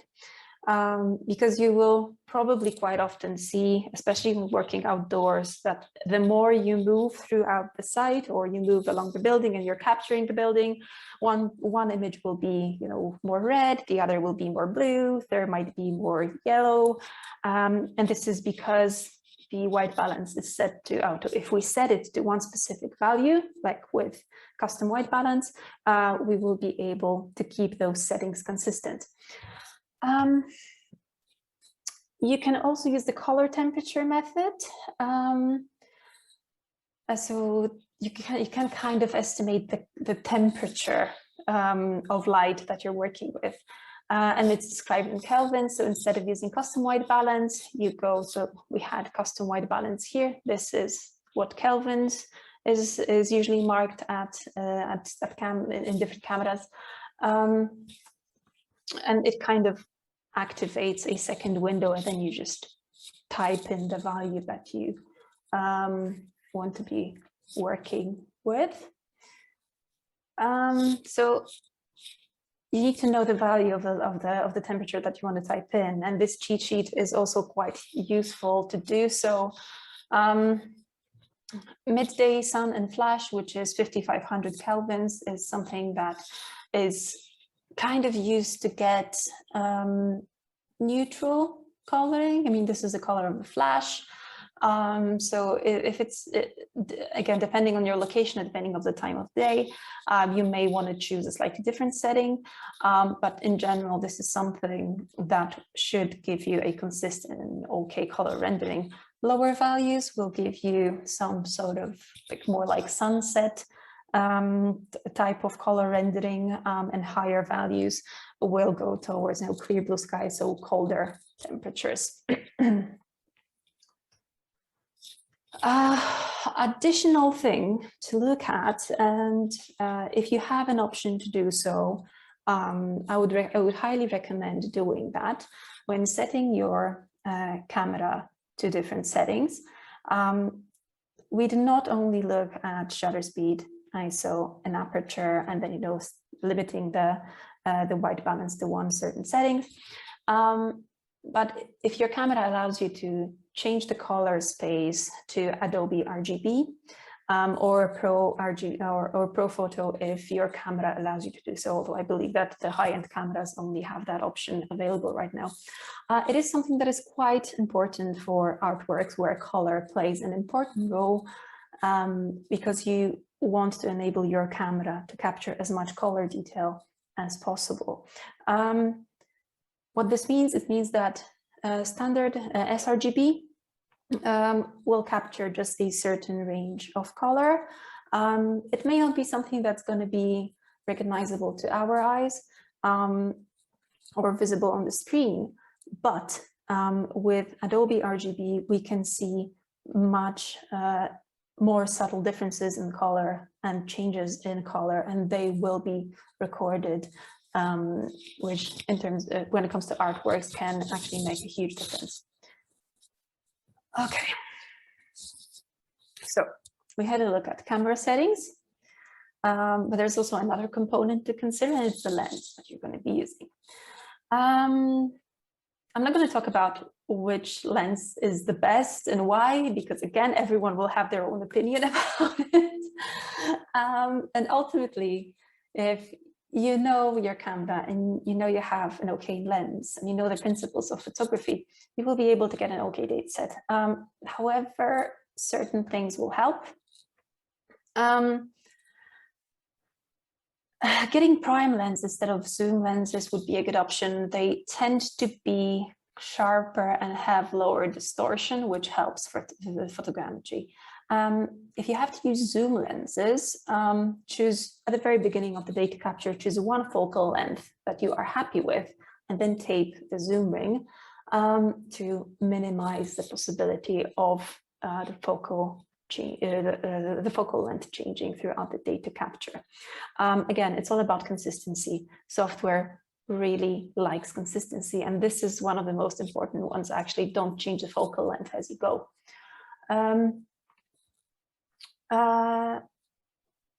Okay, cool. So that would be the lenses. Yes, something we've not mentioned yet. I mean, we touched on using tripod or shooting handheld and what is more beneficial. And depending on your projects, I mean, sometimes you may face a question whether to use a tripod or not, whether it's what's going to be more time effective, what's going to be more efficient, what's going to give you better data. So I just want to show you a couple of examples how shooting handheld may actually cause some problems. What you will always have to think of is how to minimize camera blur when shooting handheld. And there are several tips and tricks, when shooting handheld that could help, but nothing really comes close to just using a tripod when you want to ensure that your images will be sharp. Ultimately, we have to remember that on the small screen, and especially if you're outside, you may not notice that you've introduced some camera shake to your picture, because only after zooming in, you might actually see that there is some blurriness there. And sometimes it's actually enough for the software to get really confused. So this is an image that could look very okay actually on a small screen. And only after zooming in, we can see that it's actually quite blurred. It was because of camera shake, which was not detected by the user. This was taken at 1/200th of a second, which should be a very comfortable range to work with. So it's not only the shutter speed itself, but also whether you're in a rush, whether you're kind of forced to run around sites and take pictures, or whether you actually have time and whether you are very methodical about taking just one picture, one step, one picture, one step, one picture, one step, and actually stopping for taking that picture instead of kind of sliding from one position to another, because that actually increases a lot of motion blur. Here, another image taken with those same settings, and this image is actually perfectly sharp. So that proves that it can be done with the settings that have been used. So just to keep that in mind, whenever you have to shoot handheld, just give yourself enough time to do so, and then check from time to time if your data set is actually as sharp as you want it to be. Okay, good practices when it comes to photogrammetry data capture. Remember about all surfaces. You want to capture top, back, underneath, inside. If you don't capture it, it won't get reconstructed. General rule of thumb: follow the shape of the object to capture all necessary details from a variety of angles. Remember about overlap. Recommended is around 60% in between the shots. Finish with fill-in shots of the most complex areas. Take notes and measurements for metadata and scaling, or use coded targets for measurements. And of course, use the right camera settings. Okay, so we're going to look at photogrammetry processing in a second. Just want to check if we have any questions at this point. When? No, nothing at the moment. Okay. Unless anybody does have something, you're welcome to type it into the chat, or if you'd like to raise your hand and unmute yourself, Marta's happy to answer any questions.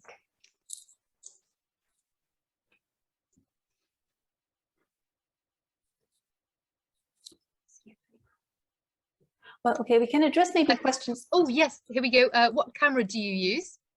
Yeah. Is there more? Okay. Yeah, there's another one as well, but I thought I'll just do one at a time. Okay, so I'm currently at, I'm using Sony A7 II with a variety of lenses. I've used Nikons as well, but I mean, even my personal one is a Sony, and I do like Sony. I mean, it's mirrorless, so, you know, there's a dispute what is better for photogrammetry, whether those are DSLRs or SLR cameras. But ultimately, you're going to have to see what's going to work for you. From any camera, you can get a decent data set. The more pixels you get, the better. The bigger sensor you get, the better. You're going to have to think about a dynamic range, so how it performs in darker environments. There are so many cameras to choose from, and, you know, the high-end ones are actually really good, and it doesn't really... it's difficult for me to say which cameras are the best, because at this point, I think it's down to preference. I was never really... a budget, I guess, Marta, yes, as well. Budget. Yes, yeah. Yes. Oh, yeah, I can't stress this one enough. Yes, yes. Yeah, it's. I mean, once you actually get into it, it's surprising how expensive these things can get, even though it's a regular camera and it works and it looks just as other cameras. And you see the price tag, and it's a bit of a reality check. But yeah, what I wanted to say is that I've never was a Canon user. I've used either Nikons or Sony cameras, and they both did a wonderful job. I do like SLRs because they're smaller. So in terms of carrying everything around, I mean, unless you've got a gigantic lens, which can also happen, it just makes things slightly easier, you know, in terms of carrying things and having to hide it somewhere. Yeah, and Eleanor has a follow-up, which is there an affordable and good one? Can you recommend anything in particular? I think that the ones that we got at work were Canons, but I can't remember which model they are. But Eleanor, I can find out and email you if you'd like. Well, if you're open to used cameras, that is also an option. You can get a decent camera, like I think Nikon D750. I would have to double check if that's the right one I'm talking about. But yeah, it's kind of a decent start for a full frame camera. But what it also enables you to do is to start gathering the right lenses for photogrammetry, because to be honest, you may see much more improvement in your data set and quality of your final data set when you change the lens in comparison with you would change the body of the camera. So you kind of have to think what manufacturer you want to go with, because you're probably going to start collecting lenses, and then it's easier for you to change the body because the mount is going to be the same. But yeah, D750 is actually a good camera to start with. And could you type that in the model in the chat? Is that okay, Marta? Yes. Can I move it? Yes, I can move then it. We also have another question from Gabriela, who asks, is keeping the camera level also important? I actually didn't mention that actually. Not as much. So you see, I just typed it only to icons. Sorry, everyone. Sorry, I had it. Yes, I saw the answer.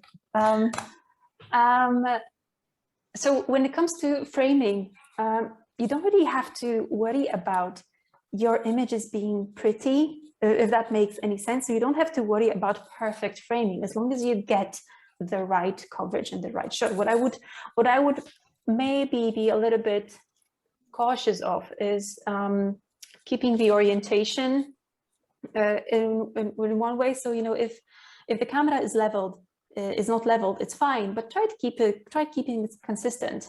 And you know, when you're working on a turntable, for example, you won't be able to get your camera leveled at all, because hey, you're going to be above the object and you're going to be pointing down the object as well. So the camera cannot be leveled at this point. So when it comes to framing, going back to framing, like if you, for example, if you start shooting in a landscape mode, keep shooting in landscape mode. If you start shooting in portrait mode, keep shooting in portrait mode. Some of the cameras will also enable you to turn off auto rotation, and that is something that may help photogrammetry a lot.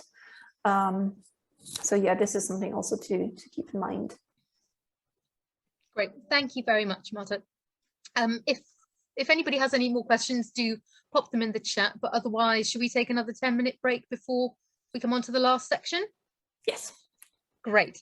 Okay, so it is with us, it is 1 minute to 4. So if we are all back by 10 past the hour, yeah, that would be great. Do that.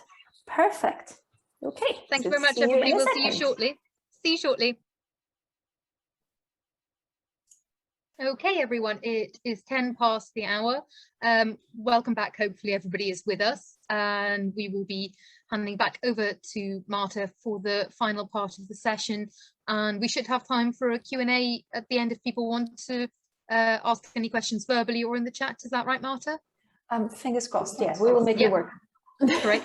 And I just wanted to mention to people that I've put a link to the event feedback form in the chat, and I know it's a pain to do these things, but if you do have the opportunity to click it on or save the link and then give us some feedback afterwards, it really helps us to find out what kind of events people like, what else they'd like to see us offer in the future. It really is helpful. I know that it's just annoying that you're always having to do surveys of these things, but we really would appreciate it, and it helps us to improve for the future. So with that, over to you, Marta. Thank you. Okay, so photogrammetry processing. So we talked about how to take pictures and how to set your camera up, and then we obviously have to move to photogrammetry processing. And I do believe that these things should be done inside the software. And we're going to open up the software in a second. I just want to point you out to a couple of things before we do so. So I'm just going to quickly fly through a couple of slides. We should ideally start by mentioning image processing. I don't want to spend too much time on this, as this is more of a standard procedure for any museum documentation. But generally, if we captured images in raw format, which is kind of digital photography, somewhat equivalent to the negative photo in traditional photography, we need to sort of develop those images before we can bring them into photogrammetry software. There are several options for processing images, you know, from free like raw therapy or darktable to paid like, you know, Photoshop, Lightroom, and you know, this is not even a whole selection. There are so many options, and probably you'll find that your institutions or employer is using just one specific environment that they're using for developing the raw images, and ultimately they can offer you those software that all of them can offer you the same solutions. So again, if there are disputes about which software is the best, at this point, it's more of a preference. I started off with using Camera Raw and Adobe Bridge, and this is what I really like to do. Some people in our company are using Lightroom or using Photoshop. There are organizations that are using Capture One. So there is really no one right way of doing this. Apart from developing images, which means that, you know, you are taking your raw image and you are generating a file that is more understandable to many different applications, you will also be able to calibrate the color accuracy inside the software. You'll be able to set white balance, remove any artifacts or chromatic aberrations. But what I just want to say, for photogrammetry, we really don't want to intervene too much into the image, because with every intervention we are risking having more artifacts introduced into that image. So remember, just subtle adjustments. If you capture the color card, you can quite likely create a color profile. And that means that the software then, well, the image processing software will be able to apply that specific, that unique color profile to your entire data set, and that will ensure higher accuracy of color reproduction. Okay, so let's look at photogrammetry software first. Because what I have to mention is that, again, there are several different options when it comes to processing. Here, not only preference plays a role. There are free options, there are paid options. Usually you have to pay to get a good result. You know, the ones that have made their way to kind of mainstream processing world in the heritage sector are Capturing Reality, Metashape, and Zephyr. I've worked with Capturing Reality and Metashape, have never used Zephyr. There are free options as well, like Alice Vision, and Alice Vision is more of an environment, so you've got other applications working on the base of Alice Vision, and there's things like Column both of which are kind of it's a steep learning curve in terms of user interface, so not as user-friendly. The image detection is a little bit less accurate, or it requires much more effort to get an actually decent result. So usually you're just gonna have to probably pay for the software to get an okay result. I want to say that I don't know much about 3D Zephyr, but I know that it offers a free version limited to about 50 images, I think. And you can get a pro demo of Metashape, which lasts 30 days. So you can use the software for 30 days at its full functionality. You can import stuff, export models. So that is quite a good way of getting to know the software and getting familiar with the software. And when it comes to Capturing Reality, apart from regular licenses that it offers, it also has something called PPI. And this is essentially, you know, apart from standard licenses, when you purchase one license and then you can use it on however many projects you want.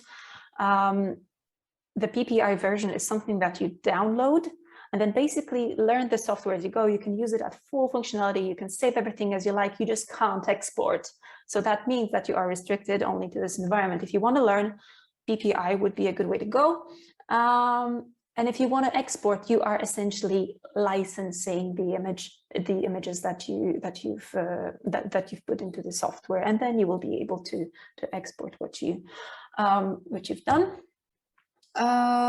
Okay, maybe we should just have a better look at pricing options, because what I wanted to kind of show you, I mean, this is no in any way, you know, I'm not trying to advertise anything here. I just wanted to show you what the options are. When it comes to PPI, you can get a lot of credits. I mean, this is a convoluted system, but this will give you actually a lot of data, enough credits to process a decent data set. So, you know, it's actually quite cheap. Full commercial license is about $750 at this point. That I wanted to show you here, and it's quite nice that they have this button right there. If you're a cultural institution, if you're a student, it's always worth asking if they can offer something to nonprofits. And they are usually quite helpful. So, you know, it never hurts to ask. And, you know, same goes for Agisoft Metashape and Agisoft, both Agisoft and Reality Capture can deliver similar results when it comes to processing. It's just going to take you a little bit longer with Agisoft, and it will require a little bit more computing power, but there are different versions, again, available. The features are different as well, so you can look at that in your own time, what's going to work for you. and you can decide what kind of license you want to get. When it comes to that 30-day demo, there is, I think if you would scroll on that website, there is something where you can, it says that you just need to send them an email and request a 30-day demo, and that will be professional edition. So basically full functionality. You don't have to be nonprofit, you don't have to be a museum institutions to do that. If you want to have a look at the software, you've got 30 days to play with it. But you know, it's always worth asking if there are other options available for nonprofits. As I said, I don't know a lot about Zephyr, but I just wanted to show you that everyone offers different possibilities, and Zephyr seems to be the only one that has that option of having a completely free license, but it's restricted to 50 photos, which probably you'll find is not even close to get a decent data set. So you're gonna have to get something else as well. Right, the impossible question. Sorry. There's a lot of dispute which software can deliver better quality of 3D data. From what I've heard, 3D Zephyr is kind of okay, but to be honest, I can only talk about capturing reality and Metashape. I tend to use capturing reality because from what I found from my data sets, it just is able to extract much more information from that same data set. So the reconstruction is much more accurate. The fine detail that is not picked up by Metashape all of a sudden becomes apparent in capturing reality. That said, with Metashape, you can get really good result, but you need to be very specific about your processing settings, and it will require much more processing power. So in terms of time, something that can be processed within a day with capturing reality, it might take you several days with Metashape.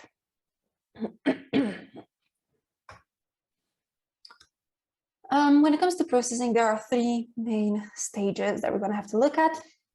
It's alignment, it's meshing, and texturing. So alignment is when you put in the images into the software, and the software looks at similarities, and it comes up with something like this, which is a sparse point cloud. So it kind of selects some points to show you what it picked up on, and you look at it and says, yeah, well, it's okay.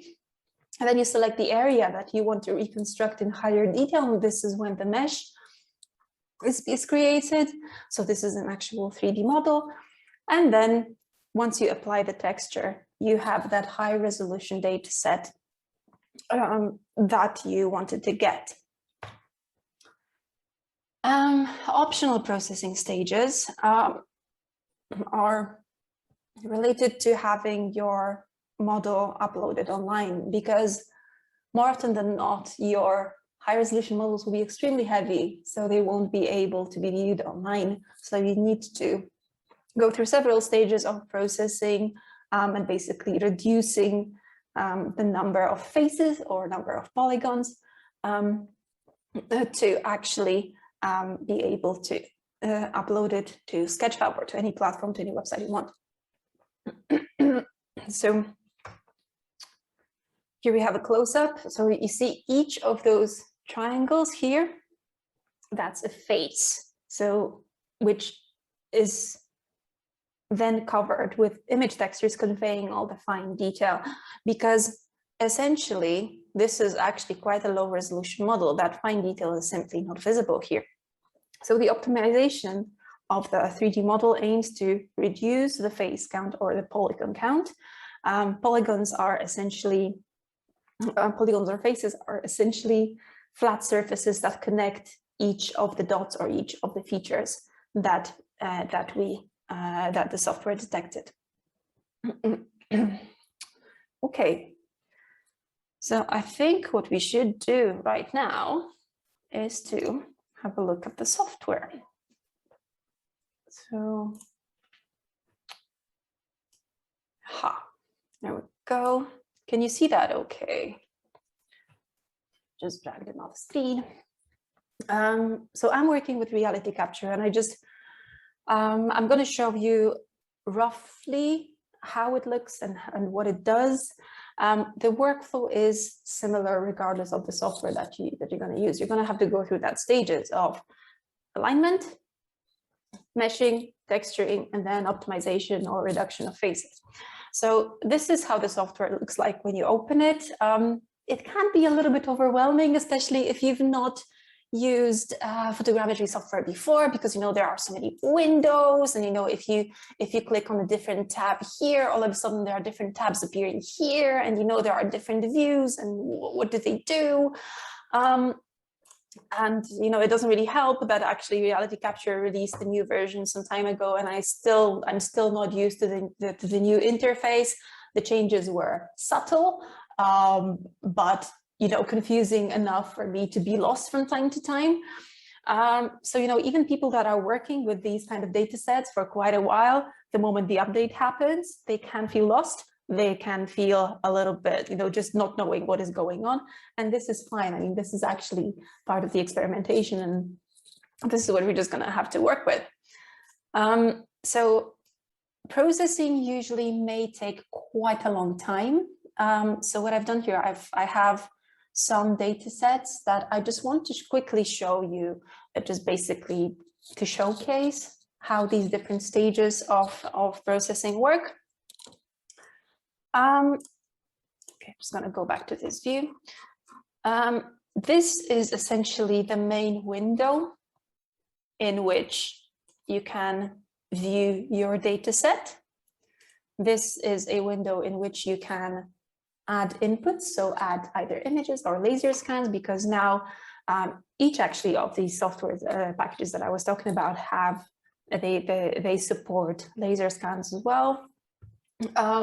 And then we've got settings which appear depending on which tab you are here, which tab you choose on the top right here.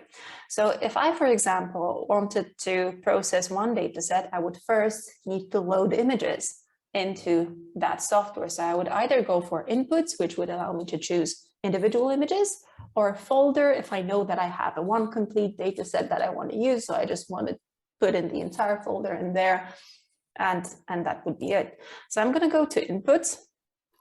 So I'm not sure if you remember, but I showed you that one slide where I was walking around the column capturing that data. So this is essentially what we've got here.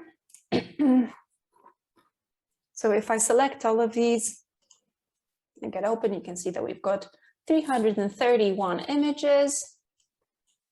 If I expand this here, we've got the whole list of images that appears there. If I click on one image, it miraculously appears here. Several things to consider. As you probably see, light conditions were not optimal here. So basically, this was on a very overcast day, which is fine, but simply because the column was facing on one hand side the building and the other hand side an open space, the light differences are, well, quite apparent. But I just wanted to show you what you can achieve with a data set that is actually not that ideal, but still, the software will be able to get something out of it. I'm not going to try to process that because, again, it might take a little bit of time. I'm just gonna open one that I have already prepared for you.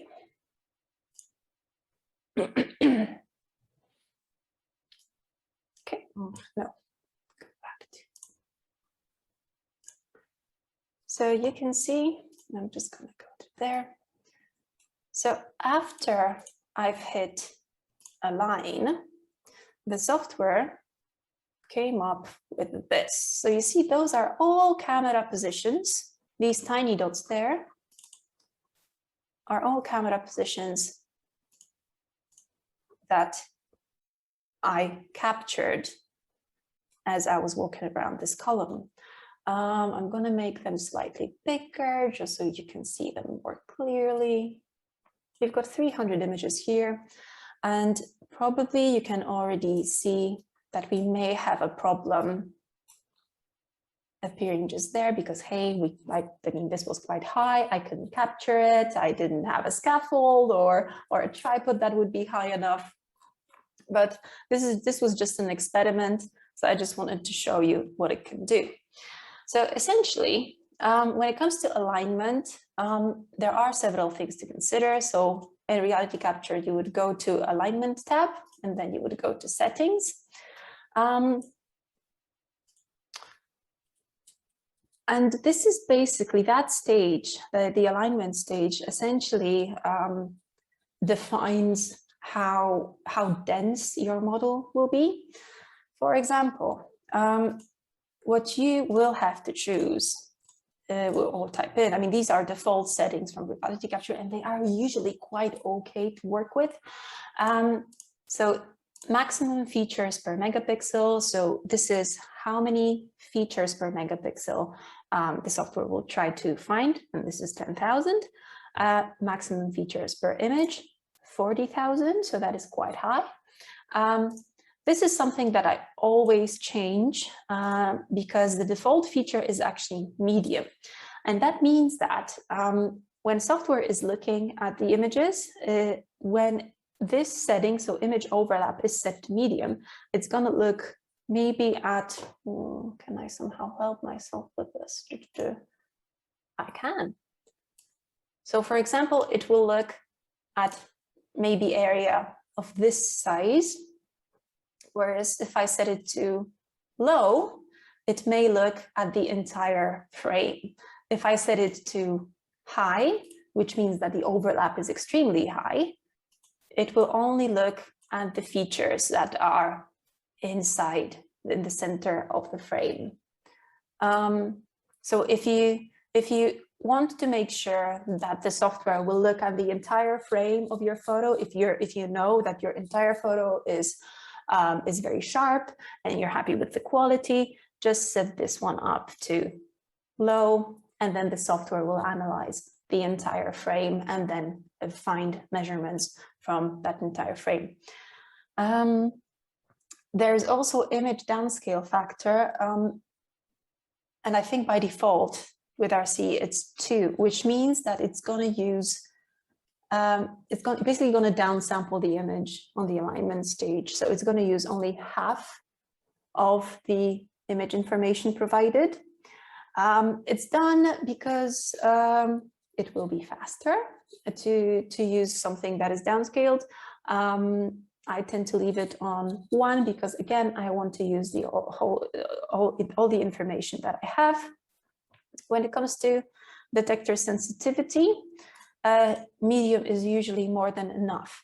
And here is where working with difficult materials comes in. If you are working with something that doesn't have that many features or something that is quite smooth, I would probably put it on high. I would be very careful about using ultra because it may add a lot of false matches and a lot of false points. So essentially it's going to try to create artifacts. Okay, so anyway, so we would then hit, align images, and then it would do this trick. You would see a scale bar running, and after alignment, it would show you something like this. I'm just gonna go to, just to show you the solid mesh. Let's start with vertices. Well, I hope that you can see that there is, this is a better view. So you see, as I said, there is a problem here simply because, hey, I wasn't high enough to actually capture this. So I don't have that detail. What also happened here, because you may be wondering what's going on here, why all of a sudden we just have a column instead of the entire arch that appeared in the main image.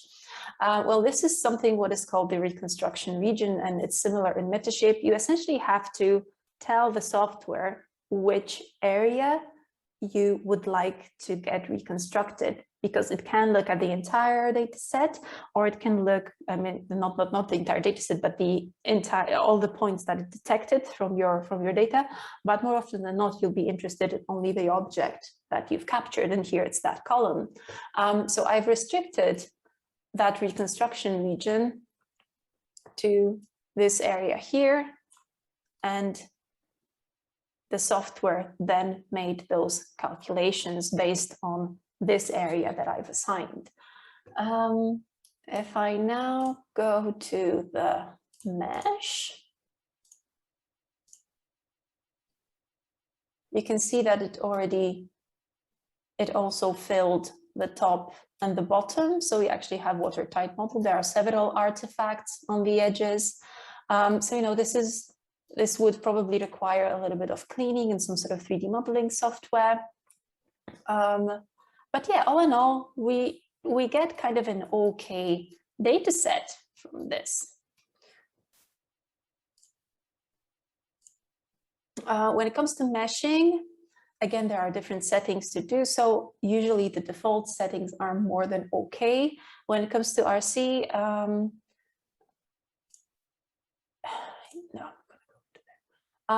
if you hit normal detail, this means that the software will will reconstruct the geometry. It's still going to be very high accuracy, and this is what really sets RC apart from other processing packages. As default, it has its processing settings set to quite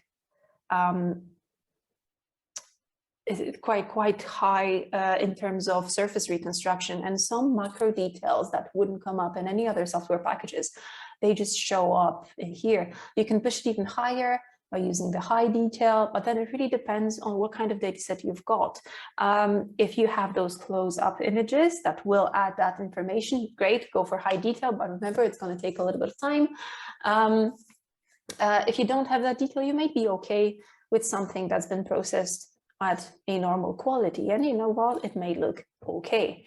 And the final step is texturing, and again, we've got a dedicated button for that.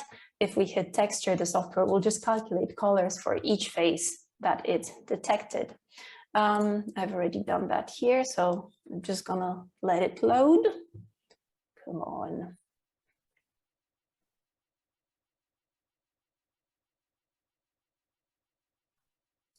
There we are.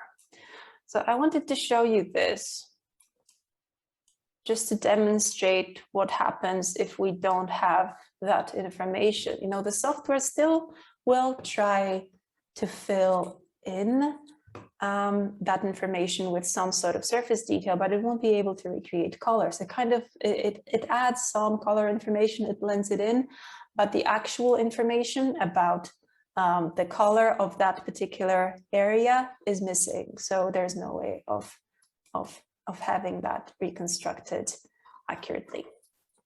So this is a walkover method. So I was walking around the object. It was done. It was basically just a holiday project. I didn't take any measurements for scaling, so I think if I wanted to scale it to some sort of reasonable results, I could just choose 2 points, maybe, you know, that corner and this corner, and say it's, I don't know, 40 centimeters, and then the software will scale it to that reference, but there's no way of saying if this is actually the size of this column in real life.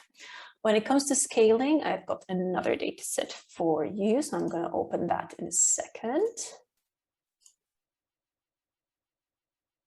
Oh, where's it? So this is a turntable method.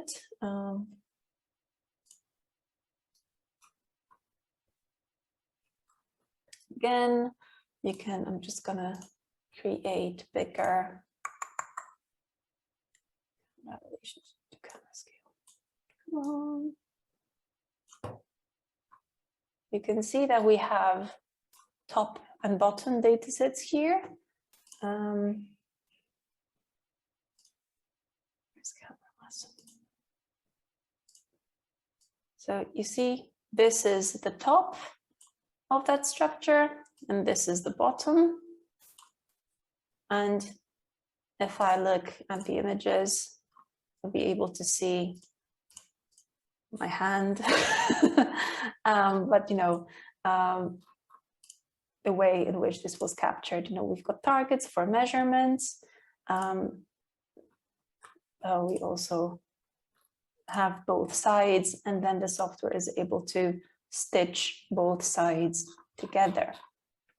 When it comes to scaling, though, something I wanted to mention, just going to turn off the camera so we can actually have a look of what's going on here. You see, I've got 0.1 and 0.2. And if I close that menu, you can see that there's additional collapsible menu here, which says control points. And this is essentially what you need to add to the software to scale your object. So 0.0, if I go to there, I should be able to have a look, and you see we've got it detected right in the middle of this target, and we can see that 0.1 is right there. It's 10 centimeters long between those 2 points, so I just only had to assign a distance, and this is how the software is able to make those calculations. And the same rule applies in Metashape, and the same rule applies with Zephyr and everything else. The one exception would be if you would be working with both laser scans and photogrammetry data, where scaling would actually come from scanning. So that is the third option that I want to show you. Where are you, site?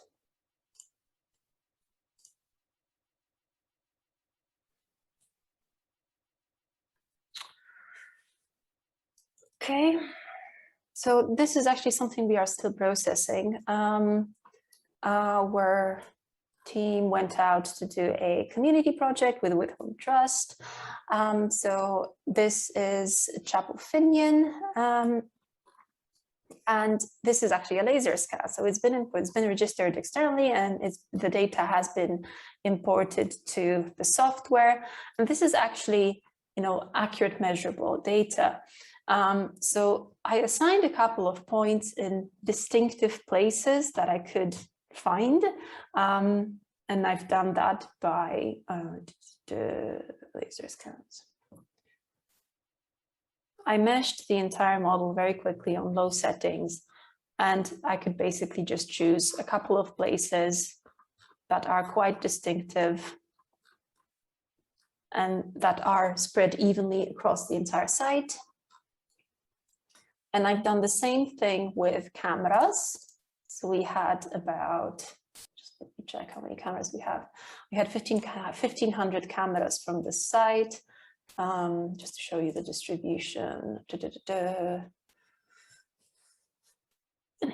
Oh, that's big camera scale. Let's change that. Okay, this is smaller, so you can see that we have the combined approach here. Those were the volunteers again that were taking those images. So they were obviously walking around these structures, trying to capture the walls and the remains of the wall, but also getting as much of that peripheral data needed for the software to make good calculations. If we look at quality, you can see that each of these cameras is connected quite densely with surrounding cameras, which is actually what we need for photogrammetry.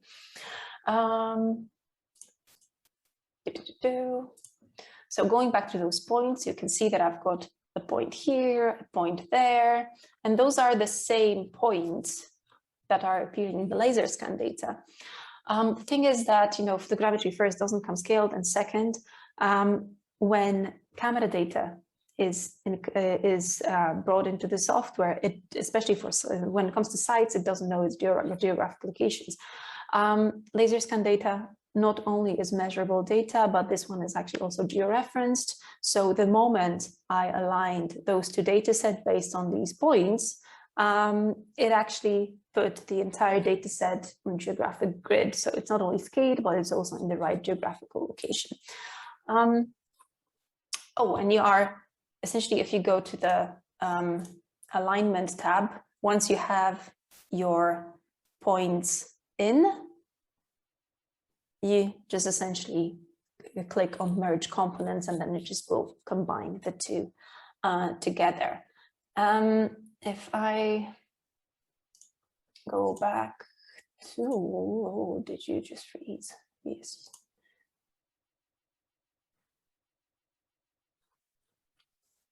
So this is the model I was working with when I was assigning those points.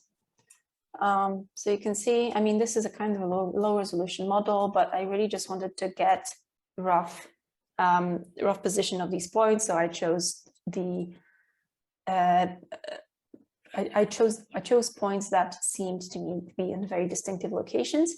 And in terms of adding points, there's actually this working with a mesh. It's actually quite a nice way of doing these things, because as you, if you activate add control points and you're working with a mesh, you can actually move your cursor along the model and it will suggest measurements as you go. So if I click here, it will create a new point and I already have some sort of measurements suggested, so I can now accept them or reject them if I like. This is just a very, very quick demo of processing, and honestly, if you follow these steps, I mean, in terms of alignment, meshing, and texturing, you're going to get a high resolution model. To get the low resolution model, the only thing essentially you have to do is go to mesh model, and then I might actually show you this on the smaller data set because this will just break it. This would be fine. No. So in terms of meshing, this model here actually has 39 million polygons, which is quite heavy.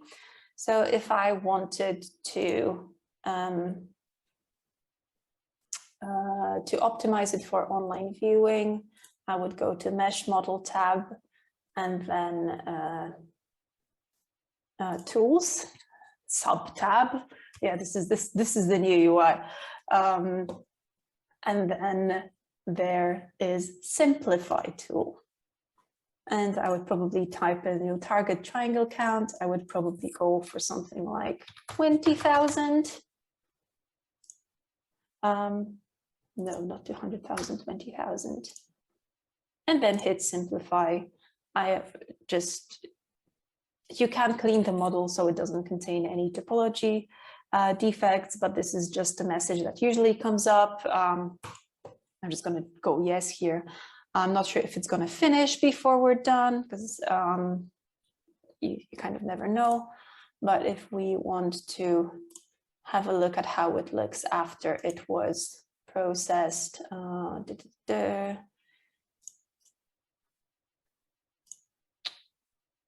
this is directly from Sketchfab, but this is the same model essentially.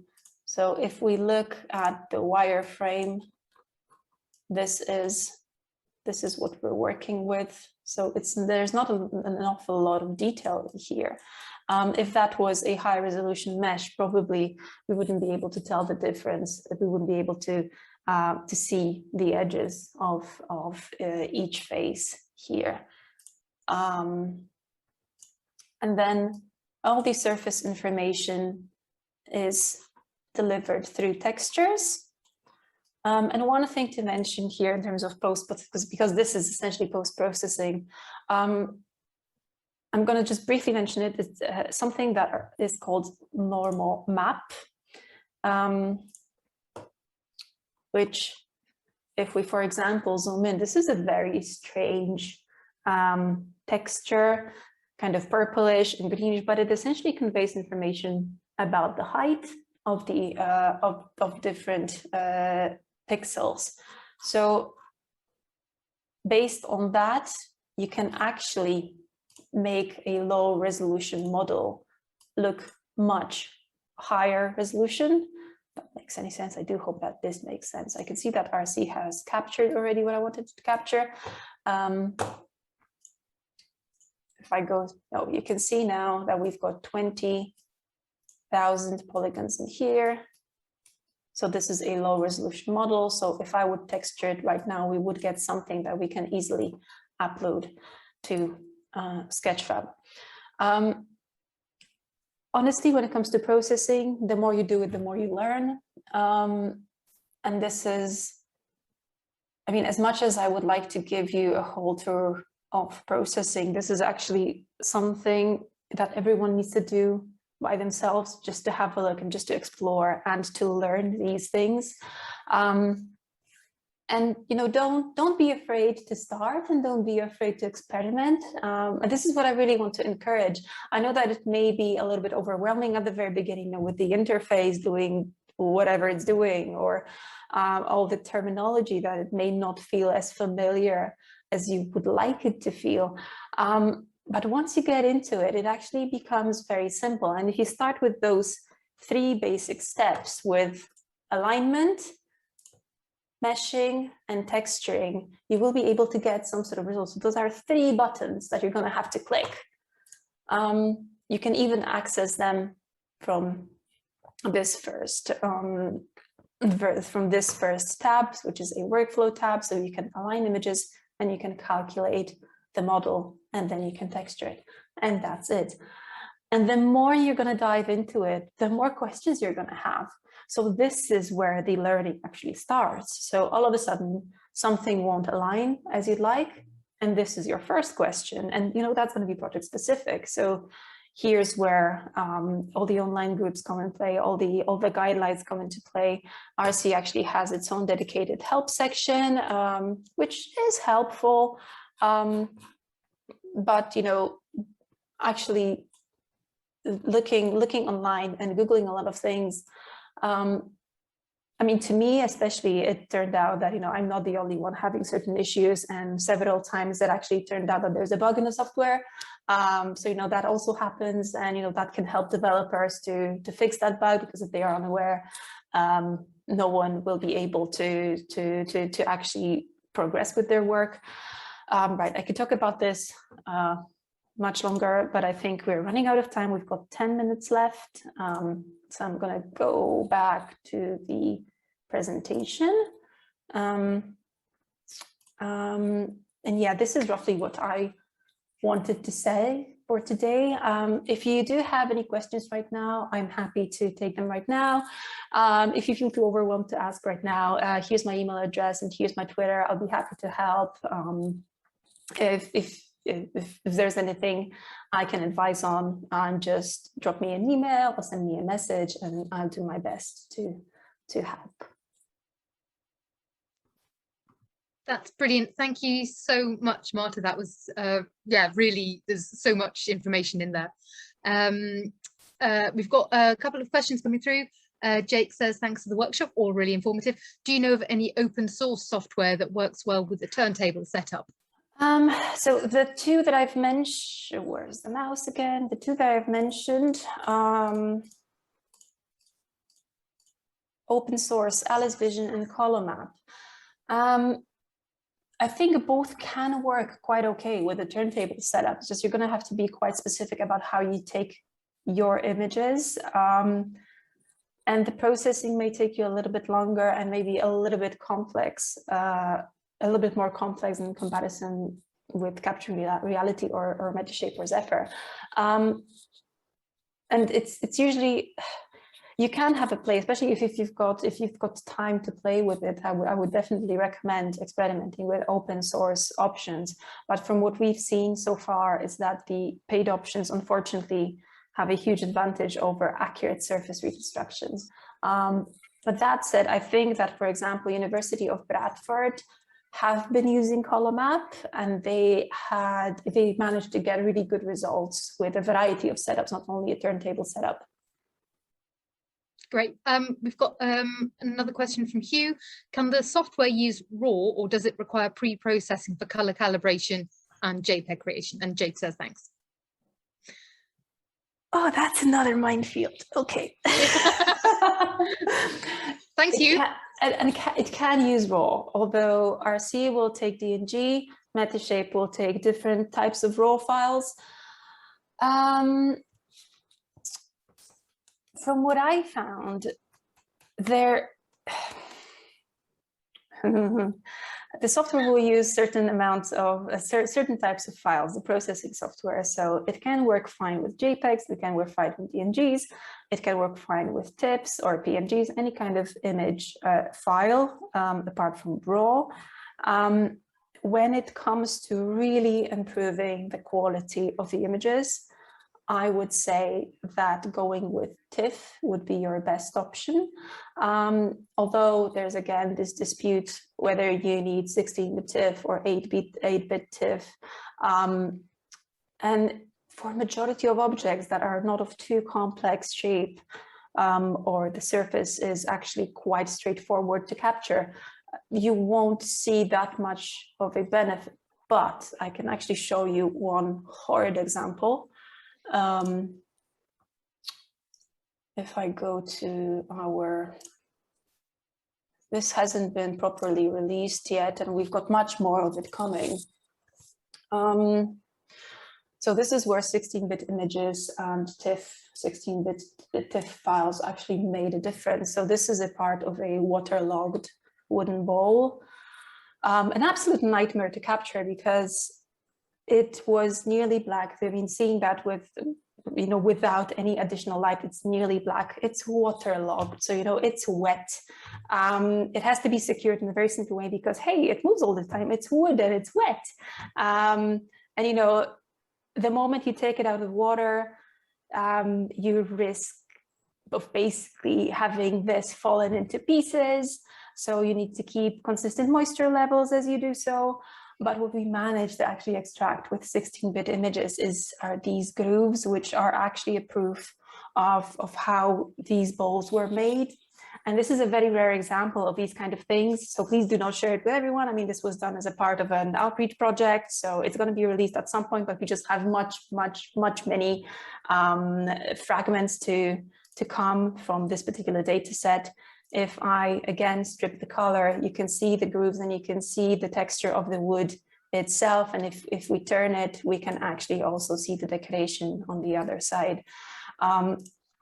So yes, the software will work with a variety of different files. And it's basically up to you and maybe more when it comes to archiving strategy as well, because probably if you're working with an institution, there will be certain requirements, what kind of images you have to use and what kind of images you have to preserve.